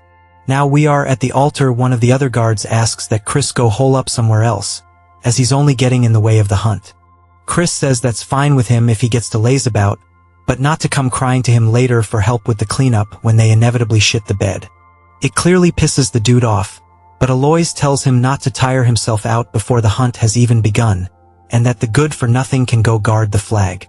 Chris says this good-for-nothing will protect the flag to his utmost. Chris starts to sit down by a tree, saying that he wants to see them do their best, as they're just going to be playing straight into his trap. He made sure to pack the dagger and ash pill with him as well. While they start looking around for the sound, Chris can tell that it's coming, and we are finally introduced to the Karajoff, which is a rank 4 magic demon beast. And he wonders why the hell it looks so derpy. Since it looks oddly cute, the rest ask Aloys if he's ready, telling him it's time. His animal buddy also tells him to begin the subjugation art. Aloys stretches out his hand, starting to cast it. As the Karajoff continues hitting the ground with its beak, The others are casting some kind of slowing spell on it as Aloys slowly approaches it with the subjugation arts. Something inside of the Karahof's eyes change, causing it to let out a screech. Turns its face towards Aloys. Aloys looks scared and raises his hand only to get the absolute piss smacked out of him, causing him to fall into the floor. Everybody else also can see the poison coming from its little feather tentacle things, and they start to do a defensive formation around Aloys, but Chris says that it will not work, and it's out of control because of the aphrodisiac he gave it. Aloys says that it's a good thing they consumed the antidote ahead of time, but it's still dangerous if this drags on, and that everybody should do their best to stop it the best they can. They start sending themselves flying through the air, heading straight towards Aloys once more, and they all scream out for him. Aloys, out of fear, looks up, closing his eyes, only to be surprised by something. Chris is standing before him with the holy sword, blocking the attack, saying that his house sure is pathetic, and he can't believe they're forcing the busy flag bearer to step in and hell be nice and bail him out if he promises to call him Big Bro. Aloys calls him a crazy asshole, asking why he should. Chris asks if he really doesn't want to. It's not like he is all the time in the world. Everybody else begins coughing due to the poison, and Aloys grits his teeth, realizing he's right, and tells him to help, calling him a bastard. Chris says that he better keep his promise, and he smacks the side of the Karahof's head. He then begins to use his own version of the subjugation arts, stretching around the side of the Karahof, restraining it. Aloys is surprised, asking how he's using this. Chris asks if he really thought his family were the only ones who could use it. As long as it's not a secret technique, something like the intermediate subjugation art, this is nothing. As he rotates his body, grabbing onto the chains that have been created from the art, he then starts to pull back on them, kind of like reins, and jumps on the back of the Karahof. It starts screeching and running, and Aloys yells, telling him to wait, because over there is a crevice. As he tries warning him, Chris smiles, as he already knew this from last night, and he heads straight towards it. The Karahof starts going crazy, and he says this is surely the first time it's seen the malice of Gehenna, and tells the Karahof to be terrified, as its eyes, which were a very bright red, shift to a very bright yellow color instead. Chris says now, as he tightens the grip on his dagger, stabbing the Karahof, killing it on the spot. The rest run in, asking him if he's okay, warning him that this cave is extremely dangerous, so they need to hurry up and get out. Chris tells them not to be such wimps, and asks them what they should do if it turned out to be an ash pill, and not a black pill. Aloy starts to feel frustrated, and his boy asks Chris what the hell he's gonna do about this, because if he didn't intervene, but Aloys tells him that this is enough and to leave it. He then calls out to Chris, thanking him for rescuing his subordinates, and they got to finish without any major injuries thanks to him. Chris is surprised he admitted that to him and says that he actually feels a bit bad now, and it makes him feel even worse knowing he swapped out the black pill. Still, he must do what he must do, and he tells him to call him Big Bro, since he promised. After all, Chris asks if he's gonna go back on his word, and Aloys says he's never made such a promise, and he's 2 years older than him. The entire cave begins to shake, and people start falling over due to the intense pressure. Aloys asks what's going on, and Chris starts to know what it is, as we see 2 giant blue eyes appear in front of them. Chris starts to look a bit anxious, and we hear a monster saying that it's the first time it's seen a plaything in a while. Chris says this is a demon of Gehenna. Aloys, shaking with fear, tells Chris to run away since he's an outsider, and that he should save himself. Chris spots Simon up on the ceiling and rotates his wrist, getting the dagger ready, yeeting it straight towards him. It goes straight through Simon, or at least, it turns out that's his familiar that he was using to keep watch over things.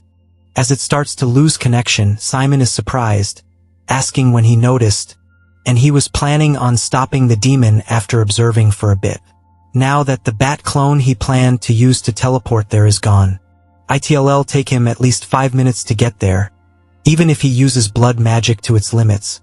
And if he gets there too late, everybody will die. He immediately starts leaving. Turns out he's not a bad guy, and he's just wanting to play a prank like he said. The demon calls that interesting, asking Chris what he's scheming. Chris says he just doesn't like it when people try to take sneak peeks at him. And the demon laughs, saying that he sure does have a lot of concerns for a dead man. Chris says if you were to compare him to the demons he faced during the Age of Destruction, he would have to be a low-ranking demon, but he is at least a 5-star, and he's not someone that he can currently face. He then raises his finger up into the sky, saying that it's not all bad, as he uses the same spell to put everybody else to sleep like he did that one girl. When Lardass and Pompadour were trying to kill her, Aloy's subordinates start to lose consciousness. Aloys yells, asking what the hell he's doing when they need to fight together. Chris says that he sure does have a strong resistance to magic, and hits him straight in the gut, telling him to go to sleep already. I think he just killed him. Rip. The demon asks if he's going to offer them to him, and that he shall spare his life and even personally bless him in exchange for the sacrifices. Chris tells him to stop yapping, and it's his principle to not associate with demons. As he starts to unsheathe the holy sword, the demon recognizes it, saying that the idea is commendable, but a holy sword that he cannot use is merely a piece of junk.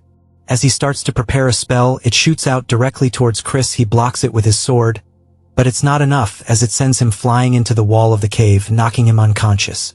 The demon then grabs him by his arm and lifts him into the air, saying that he shall give him a chance to offer them to him, and then he shall spare his insignificant life. Chris spits in his face and asks why he thinks he can't use the holy sword. He manages to free himself from its grasp and grabs onto his legs. Tucking as he lands the flip onto the ground, he then starts to use his other energy core, as the holy sword's tip begins to regrow using aura. And the demon looks nervous, asking how a fiend like himself can use the power of light. Chris asks if he's finally feeling as if his life is in danger. The demon says that this isn't going to stop him, as he starts to form a giant red orb directly in front of Chris. Chris readies himself, taking a slightly wider stance, and yells, using the Dead Sea cleaving light, as he swings his sword down, sending out a giant yellow wave directly towards the demon. The demon says this can't be. As it takes the attack, it lets out a scream, and I'm assuming that he kills it because it drops to the floor. And Chris' eyes look extremely tired, and he says that he pushed his body too hard. As his vision grows more narrow with every passing second, he starts to fall over onto the ground, and they begin to lose focus. We then see his past life, and Evan is asking him if he really replicated his ability. Chris says that it was sorta like this, and Evan says that he sure is something, and that the Dead Sea cleaving light literally signifies the single flash of light that divides the Dead Sea. But it's ironic, despite using the sword technique, he failed to become the light of the Meyer clan, but Chris surely will become the light who will save the world. As we see a blue finger touch a puddle, we see Chris still on the verge of death, and the woman says that this is interesting, and she says that her name is Mephina, the first seed of Gehenna's seventh realm. The reinforcements are now entering the cave too with healing potions. And Chris closes his eyes, as Mephina says that she looks forward to his actions in the future. It then jumps to the manor of Count Tyramin. Chris says that his head hurts and he can't believe that he's been laying here for 2 whole days, and it's been a complete waste of time. But his body still seems fine. He starts looking around for the black pill, spotting it beside him, saying this is great. He mentions the Mephina thing, saying that it was unwanted attention. Occasionally, fiends who stand out early on receive a demon's blessing and can be nurtured quickly. But he doesn't care, since it's something bad guys receive, but a 7th world demon wouldn't even be that high level to begin with. Some giant lion-like dude enters the room asking Chris how his body is, and we are introduced to the patriarch of House Tyramin, the Count. Chris greets him and goes to get up to bow, but the Count tells him that he should just rest. Chris wonders what's going on, and he says yesterday they organized an investigation squad and checked the cave. It seems that someone had tampered with the magic circle that seals the entrance to Gehenna. Fortunately, it seems the demon kin was reverse summoned in the meantime. But no matter how much of a fleeting moment it was more than enough time for everyone to lose their lives. Chris wonders if they really believe it was a reverse summon, but it doesn't make sense, since it would be difficult for them to even consider that he killed it, since he doesn't need to think of an excuse. That's the Count says that he would like to start with an apology. He's sorry for treating him so poorly, using only the rumors of him being a good for nothing. He then bows, thanking him, saying that he is a benefactor of House Tyramin, and he is grateful for him. Chris tells him not at all, and as a member of the Dark Magic clan, he just did what he needed to do, as they are family after all. While it does hurt his conscience, he decides to muddy the water a little bit, but it seems like that resonates with the Count. He says that's right, and if there is something he can help with, then he should let him know. As long as it isn't something impossible, he will make sure it will happen. Chris thinks about it, saying in that case, he hopes that House Tyramin will shake off the old grudge against House Khazar. Instead of the enemy-like relationship they have now, where they keep baring their fangs at each other, he wishes that they would have a friendly but competitive relationship where they can plan for proper advancements together, something that matches the fact that they are bloodline kin. The Count goes to say something, but Chris says that he's sure he also knows. The reason why their two houses are feuding is because of the behind-the-scenes work of the main clan. Since if the branch families work together, from the main clan's perspective, they may feel threatened, and it's a scheme to keep them as mere dogs who guard the house. The Count asks if he's planning a revolt against the main clan, and Chris says that he has no such thoughts.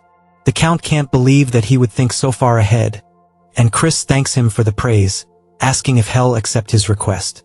The Count sighs, saying that for the first time in a while, he should contact Count Khazar, but before he finishes his sentence, he calls him by his name instead. Chris smiles, saying that's right, and if he just unites their forces like this one at a time, they can establish a much firmer front during the Age of Destruction. The Count then taps Aloy's back, asking him what he's waiting for, saying that his son had something he wanted to say. Aloy tells him to take this, and we see him embarrassed as he holds out the ash pill. He says when he came inside the cave it was on the floor, and since he showed no signs of waking up, he made sure to take care of it. Chris says if it happens to be that he is so grateful that he wants to give him more things, he can do that too. Aloy starts barking at him, and the Count laughs, saying that he shall give him a gift in his stead.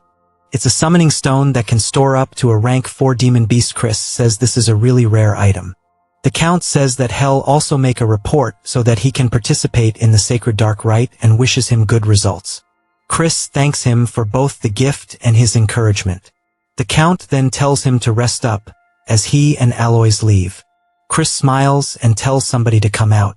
Behind the curtain we see a red aura, and Simon says as expected, it wasn't a coincidence that he had discovered him to think that he could see through stealth that even the Count could not. Chris said that he could smell the scent of blood. Simon introduces himself as the head butler of the dark magic clan. Chris wonders if this means that he is the elder head's henchman. Chris then wonders where he's heard the name Simon before and says that this is the master of the shadow mages.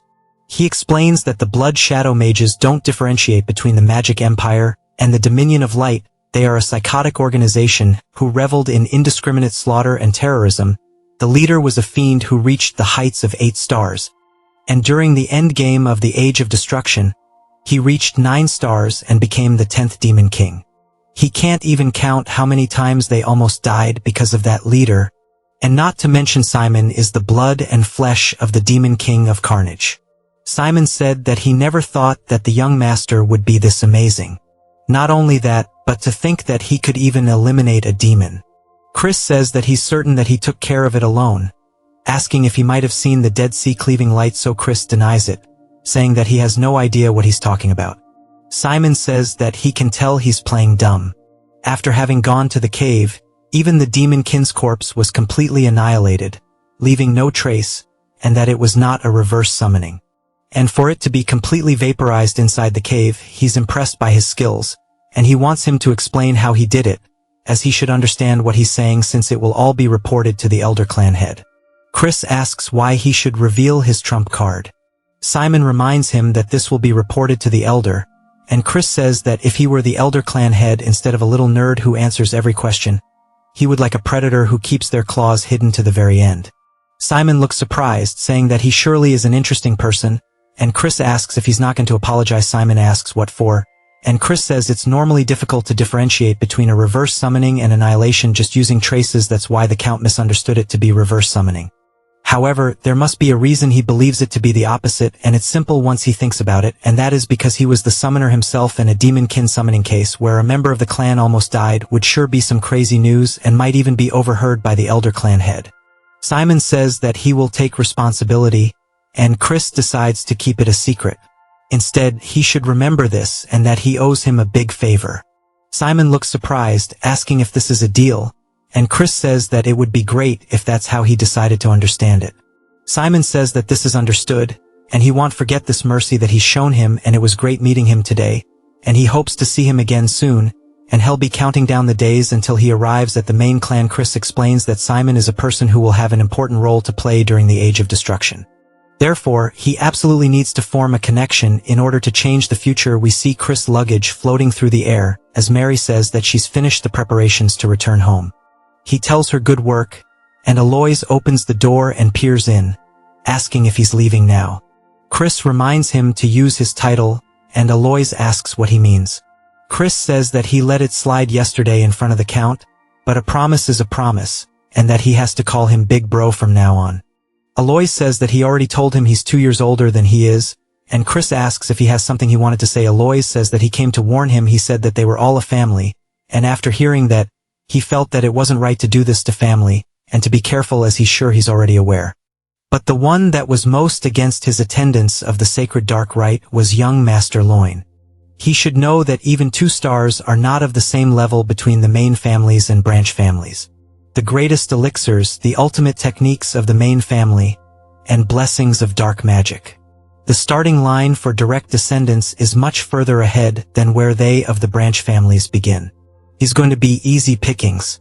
Chris smiles, saying that he'll give him a warning as well, and calls him little bro. He tells him not to participate in the upcoming sacred dark rite, as he's saying this for his own good. Alois says that he was only saying this out of worry, and he's not letting him monopolize the pure dark energy. Chris tells him to keep this in mind. No matter who his opponents are, they'll come to regret facing him in the sacred dark rite. Alois starts to get pissed, and Chris tells Mary it's time to go, and he tells Alois to think about it and not to regret it later. He heads back to the house of Count Khazar. We see Thurn going to find his brother, but only being informed that he left for the training cave immediately upon returning. The butler says that he wished to train alone until the sacred dark rite. We see Thurn finally catch up to him, and he calls him his full title, the Honorable Kinjimper Majesty. Brother Thurn says that he promised him that he'd duel him once he returned. Chris is surprised by how much he's grown in such a short time, and that he's already a middle 2-star, and he sure is growing quickly. He says that he's busy and needs to train. Chris realizes that he's also participating in the upcoming sacred dark rite, and that won't do. He tells him to wait for now, and they can duel after he's done training, and that he should train too. Thurn wants him to promise that he won't push it further back, and it won't be anything like last time, so to watch out. Chris says okay, and Thurn walks away. Chris says that he sure is a stubborn brat. And we see a girl asking if he promised, and Chris says that he reminds him of her a lot. In the training area, we see Chris sitting in his bed looking down at the black pill. Thinking about it, he says he has half a month until the rite, and he starts to chomp into it. He says this tastes like straight as. Then he lays down, starting to actually try his best to absorb it as it floats through his pathways. He says it's more turbulent than he expected. He then starts to feel a weird sensation, asking what this is and if that is light force he senses within the pill. He wonders if the elation that the monster experienced upon death became a part of the pill, and he says no wonder they are difficult for fiends to absorb, but that is all irrelevant to him. As he continues absorbing it into all of his pathways, he says all that's left is this light force, and that fiends would normally expel this energy with the help of their teacher, but why should he let such a nice thing go to waste? And then he's going to take it all into his light core and absorb both of them at the exact same time. As he has both light and dark flying through his pathways, each one going to their respective core, taking every single thing this pill has to offer.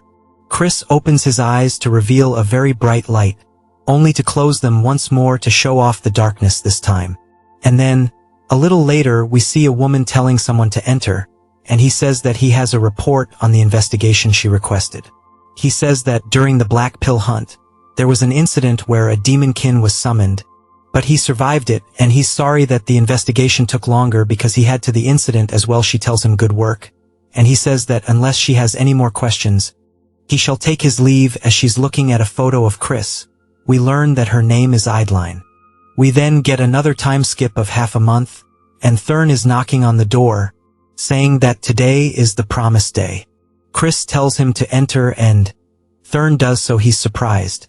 Chris says that since he's coming first thing in the morning, he must be really looking forward to getting pummeled. Thurn is just wondering what's going on, since his presence leaks beyond what it was half a month ago, and tells him not to make him laugh. Chris says that if he's that desperate for a taste of an ass whooping, hell grant him one right now, but if he wins, he should give up on participating in the upcoming sacred dark rite. Thurn asks what he's saying, and Chris says that as he knows it's a competition, and weaklings should stay out of it. Thurn tells him to shut up and raise his sword. Chris says that he's so blind to him, showing brotherly concern, and he guesses that he needs to knock it into his skull for him to get it. Thurn dashes off the ground screaming. It then jumps to Bro being in the infirmary. He got off screened. Their father says that Chris went overboard and that the healer said that he'll be in bed rest for half a month, and he guesses Thurn will have no choice but to wait for the next right. Thurn tries to argue against it, and Chris says that he wants a moment alone with him. His father says okay, and then Hell let them talk it out as brothers, and after he leaves, Chris approaches the bed, asking what he's pouting for and not to whine like a baby when he's the one who asked for the fight. Thurn says that he must truly dislike seeing him grow, as he mocks him and looks down on his achievements, and now he's deliberately injuring him so he can't participate in the sacred rite. Chris says that he's gonna cry at this rate, and he thinks that they aren't on the same page here. He did that in hopes of him becoming stronger for him. If they compete against each other in the rite, he will forever lose his chance to obtain pure dark energy, and he needs to be rough because of how stubborn he is, asking if he understands. But most importantly, pure dark energy doesn't suit him. Thurn asks what he means, and Chris says that his best suited energy is gray dark energy. Instead, we learn that just like how the power of light divides into various types, there are also a variety of dark energies. Pure dark energy is the highest attribute of all dark energies. Right below it is a gray dark energy, a type suited for curse magic, and he says surely he's found it easier to master curse magic than swordsmanship. Thurn asks how he knows this, and Chris says that he can't tell him that he learned the future, and that he should come up with a decent excuse, saying that he can tell that much while sparring with him. Chris tells him that if he takes in pure dark energy before he masters gray dark energy, it can cause problems when he tries to learn it later. Of course it won't be impossible, since pure dark energy is the higher attribute, but he'll be impeded by its unique properties, and it will only slow down, and he wants to become as strong as possible as soon as possible. And he wants him to think these things over before participating in the rite. And this is his sincere advice to him as an older brother rooting for his younger brother's growth. Thurn looks super touched, and then Chris gives him a gift. Thurn sees it and recognizes it as an ash pill, asking why he's giving him such a valuable item. Chris says that's because he's his little brother, asking what other reasons he needs. And he already ate something better anyway. Thurn even starts to tear up, and damn, this is just way too wholesome. He says if he was capable of changing like this, he wonders why he acted like an asshole even when their mother was on her deathbed. And if he knows how much heartache their mother suffered through because of him. Chris stares at him and sits down beside him, saying that he didn't understand it back then. It then jumps to later as the carriages come to a stop. Chris exits, saying that he needs a good stretch, asking how far they traveled, since his whole body aches, and he asks if it would hurt for them to open the warp gate. And he can't believe they're being this petty. This is going to change once he becomes the clan head. Mary then flies in, saying that she can't believe they're going on a date with just the two of them, also that this is making her heart go crazy. He says that she doesn't even have a heart, and he explains that because the main family limited him to bring in one companion, he can only come with Mary, since she's attached to him due to their pact. He sees other people talking about him, and Mary says that he is already famous. We then hear Simon calling him the young master, and everybody else is surprised, as they recognize him, and they ask what the head butler is doing greeting the good for nothing. Simon says that it's only been half a month, but he's managed to grow so much more. And Chris asks if the elder clan head's aide has nothing better to do with his time. Simon says nonsense, as he is here on his orders specifically, and that the elder clan head would like to meet him personally. Simon says that he doesn't even seem surprised, asking if he was expecting this, and Chris says that no, he actually was surprised, but Simon says that's not what he saw. It then jumps to the clan head's room, and Simon says that he's brought him.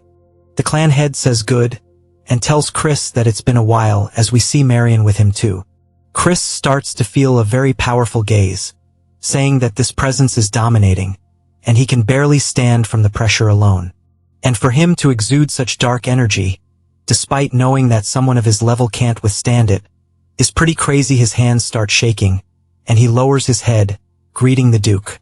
The Duke asks if he was not surprised by the sudden meeting with him, and Chris says that he expected him to call him. The Duke asks why, and Chris says that it's because a new star has appeared in the clan. The Duke laughs, saying that's correct. Neither Marion nor Simon could hold back their compliments, and yet he can't quite tell if he should have any expectations. Chris doesn't reply yet, as the Duke continues, saying that no matter how great of a seed he may be, only time will tell how he will grow in the future. He could be a sapling that withers away as soon as he sprouts above ground, and Chris says that he is correct, he is still too lacking to match his expectations. The Duke asks if he's saying he won't be able to in the future, and Chris says that only time will tell if a sapling will surpass expectations and grow into a great tree, or perhaps it will even grow into an abnormality that even casts a shadow upon a great tree. At the very least, he knows he will not disappoint him. The Duke laughs once more, and says that he shall have high hopes from him, and he is now excused after he leaves. Marion asks him what he thinks, and he says that he was beyond his expectations. However, because he holds such great talent, his fate will be much more turbulent, and that she knows as well that the bloody winds blowing towards the magic empire will soon be coming their way. But that's not terrible news, because a small hope has actually sprouted today. Marion looks surprised by this, and the Duke says that he might actually indeed be able to fulfill his long-desired wish. It is now the eve of the sacred dark rite, and they start announcing the arrival of Count Khazar's eldest son, which is none other than Chris. All drip the hell out. People wonder why the Duke wanted to meet with a fool like him anyways, and they say that he seems like a gigolo. Chris says that he knew it, and that he is way too handsome, and it's all because he's just too damn good looking. Mary, of course, is the ultimate hype man, saying that he sure is. He then spots some drinks and says that surely that's alcohol. As he walks over, the waitress says that he's not allowed to have any because he's underage, and instead of alcohol he can have some ginger ale. And they even start laughing at him. Chris can't believe that these people are so damn lame, and he doesn't want ginger ale. He wants alcohol. They then continue to announce the arrival of the young lords and young ladies. As the doors slowly open, we see them all walking out into the room. We are formally introduced to Eskid, who was the second young lord, which we know of, Julianne, who was the first young lady, who has also been mentioned, and now the ones who haven't, such as Jupian, the second young lady, and Misak, the third young lord. As they all start to walk forward, we see there are only 4 of them, rather than all 5, and Chris says that the first young lord seems to not be in attendance, and he wonders what Eskid will say to him, since he's the victim of his little game, the one that solidified his reputation. Eskid completely walks by, not saying a single word, much to his surprise, and Chris is just annoyed that he won't look him in the eyes after everything he's done, and he guesses that he is no better than him. Julianne though raises her skirt, giving him a slight greeting, which also catches him off guard, but he recognizes her as Julianne, and how his aunt told him to be careful of her, but he didn't sense anything in particular out of order. Chris says that he'll figure it out later. This is enough recon for today, and it's time for him to get back and prepare for the rite. A butler then appears behind him, clearing his throat, saying that his name is Four, and he is a summoner working for a young Master Loin. Chris asks why that matters, and he says that he heard that someone who was unworthy will be participating in tomorrow's sacred dark rite, and he is worried that an underqualified participant might cause an accident, sullying the name of the Great Dark Clan. Chris asks if he is seriously trying to say that he's talking about him, and For says that he just simply has to prove that he is not. Chris then looks up towards the upper floors and he sees Loin glaring down at him, and Chris says that if he doesn't like him, he should step up himself, and that they can have their little heart-to-heart during the rite. He says that he'll do it since it doesn't even sound like an inconvenience, and now he wants to see the party tricks of Four. For says not here since he's unarmed, and Chris asks if he really expects him to use a weapon to face some rat like himself. For says that he will regret this, and Chris asks if he's sure since he thinks he's going to be the one to regret this, and we see both Jupian and Julian staring at Chris, particularly Julianne. All of the guests start to look surprised by something, and we see what it is now, as it is For getting his shit rocked by a bunch of spirits, while they even start feeding Chris grapes and treat him like royalty. The guests wonder what the hell that is they're witnessing, because Four started by summoning evil spirits, but they instantly turned against their summoner with just a single gesture, and they wonder how he gained control so quickly. Chris asks if that was young Master Loin's wishes just now, and that's pretty unbecoming of a direct heir of the Dark Magic clan, and he should have just challenged him to a duel if he had any grievances. Loin says the incident has nothing to do with him. Chris says not even a fool would fall for that lie, but hell, just believe him this once. Now they can meet again during the sacred dark rite. and that he sure does find him cowardly, but hell makes sure to teach him some manners next time. It's now the day of the dark rite, as we see Chris entering, straight yawning. Ugly mode Aloys asks if he's not even the slightest bit nervous since he caused a ruckus yesterday. Chris asks why he came here even though he warned him not to, calling him little bro. And Aloys asks how he could push back the sacred dark rite, calling him crazy. Loin then makes his way down the stairs, glaring at the rest like he's so much better than them, and Chris tells him just to wait. We then hear an older person's voice as they ask if everybody's assembled. They introduce themselves as Sebastian, the vice butler in charge of the main house. He says that he shall now take them to the sacred ground where the dark rite will take place. He taps the floor with his staff, sending out some weird colors, and it looks like a bad acid trip. Everybody else sees some stairs forming up underneath them, and they're surprised by this. Chris says that's not exactly what it is, and it might be an illusionary art that materializes in imaginary space.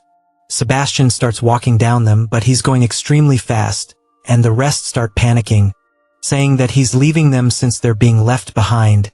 They need to hurry. As they start sticking close to him, following each and every turn, some of the participants say this is weird, and they thought they went underground, so why is there such a steep slope? And even Loin and Aloys look like they're struggling. Sebastian tells everybody to please hurry up, as the ground will not support them forever, and they even start falling off into the void. The other participants look nervous, and Sebastian says that since they're late, he's going to be speeding up now, and he starts to move even faster than he did before. A little later, even more people have fallen off, and Loin says that losers should know their place and they don't deserve to be up here.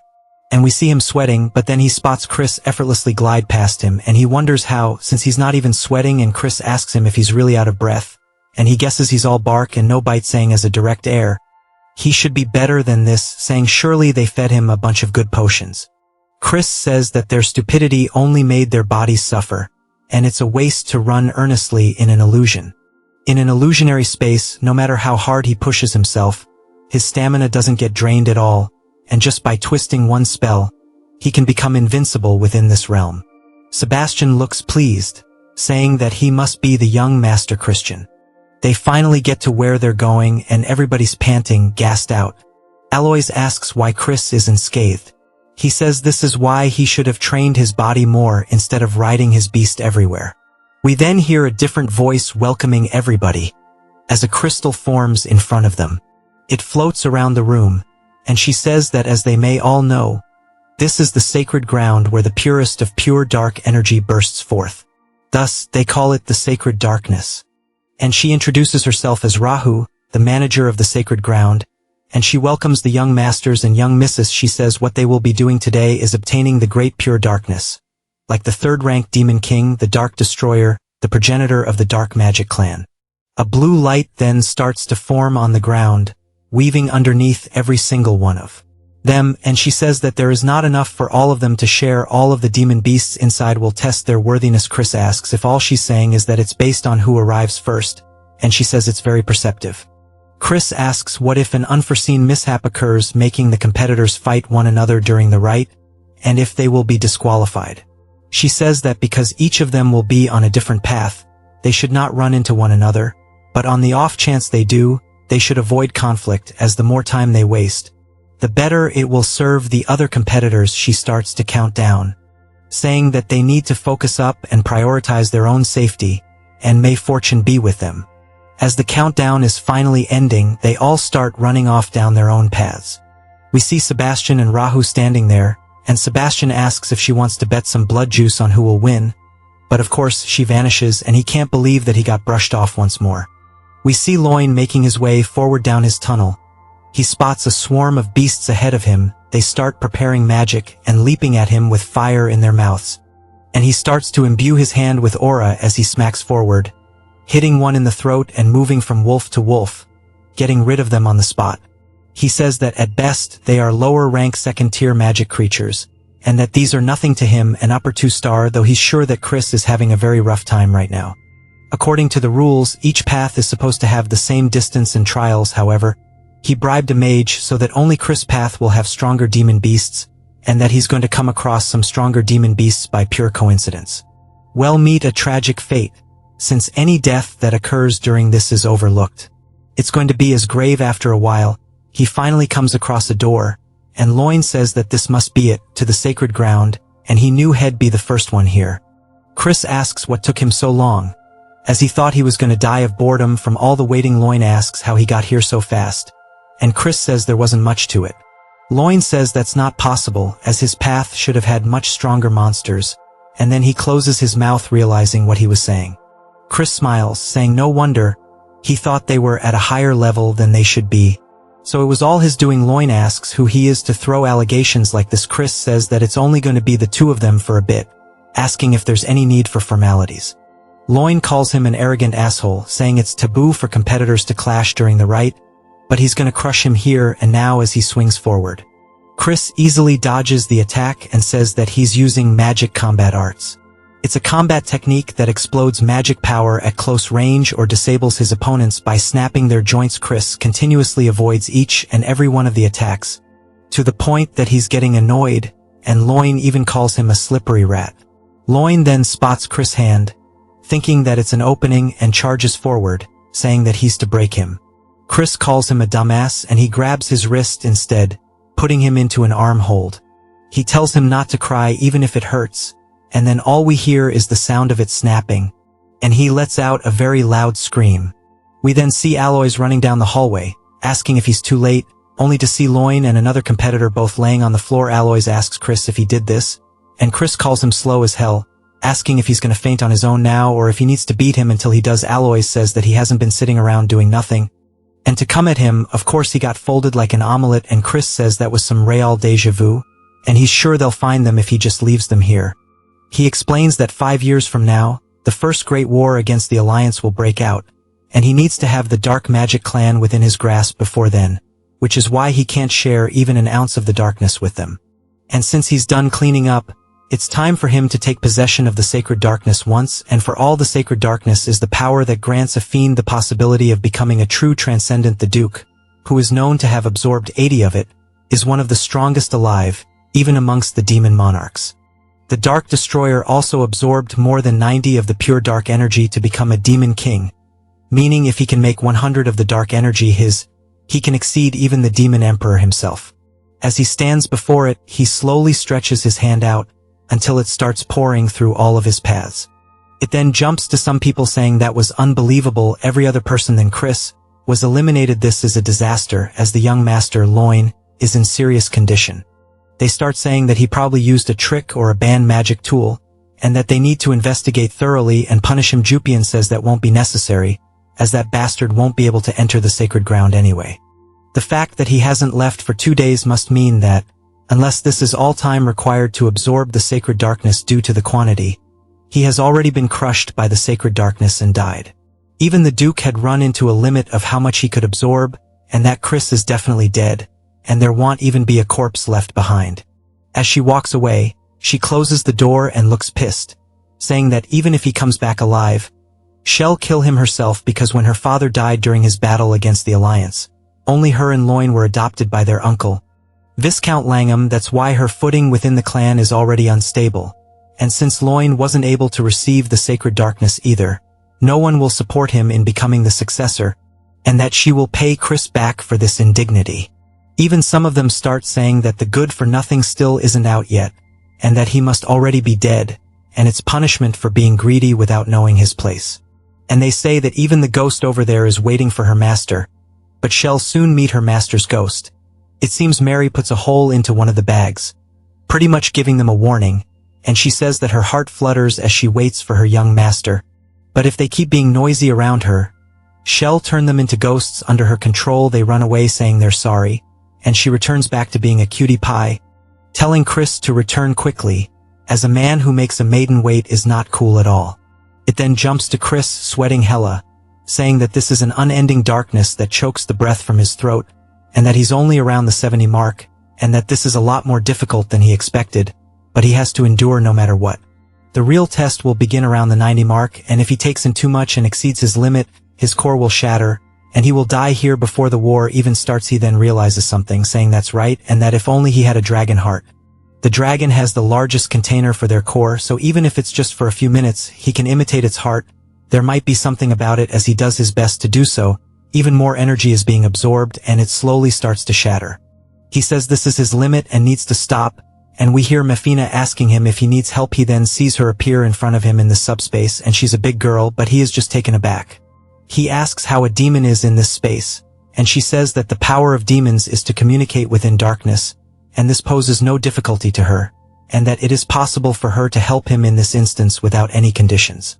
He asks why and she laughs, saying that it's just a fleeting whim, and to take her hand, as it will let him take in all of the sacred darkness. It then jumps to 1 week later. As the Duke is setting down his cup, he says that he would be hard-pressed to say that Chris is still alive when there has been no news at all. Marion seems confused, asking why he would be so greedy to this point, and Simon says that Viscount Langham also agrees with him, and he wishes to close the pathway leading to the sacred ground soon. The Duke thinks about it and asks Simon if he will give the command. The Duke says that he is just trying to test this old man, and he asks Simon if he thinks that reckless child is still alive. Simon says the odds are close to 0, but that he is pretty interesting, so he doesn't actually know. The Duke thinks about it a little longer, saying 1 day, and that they'll keep it open for legit just 1 more day. Marion sighs out of relief, and Simon says that hell go spread the word.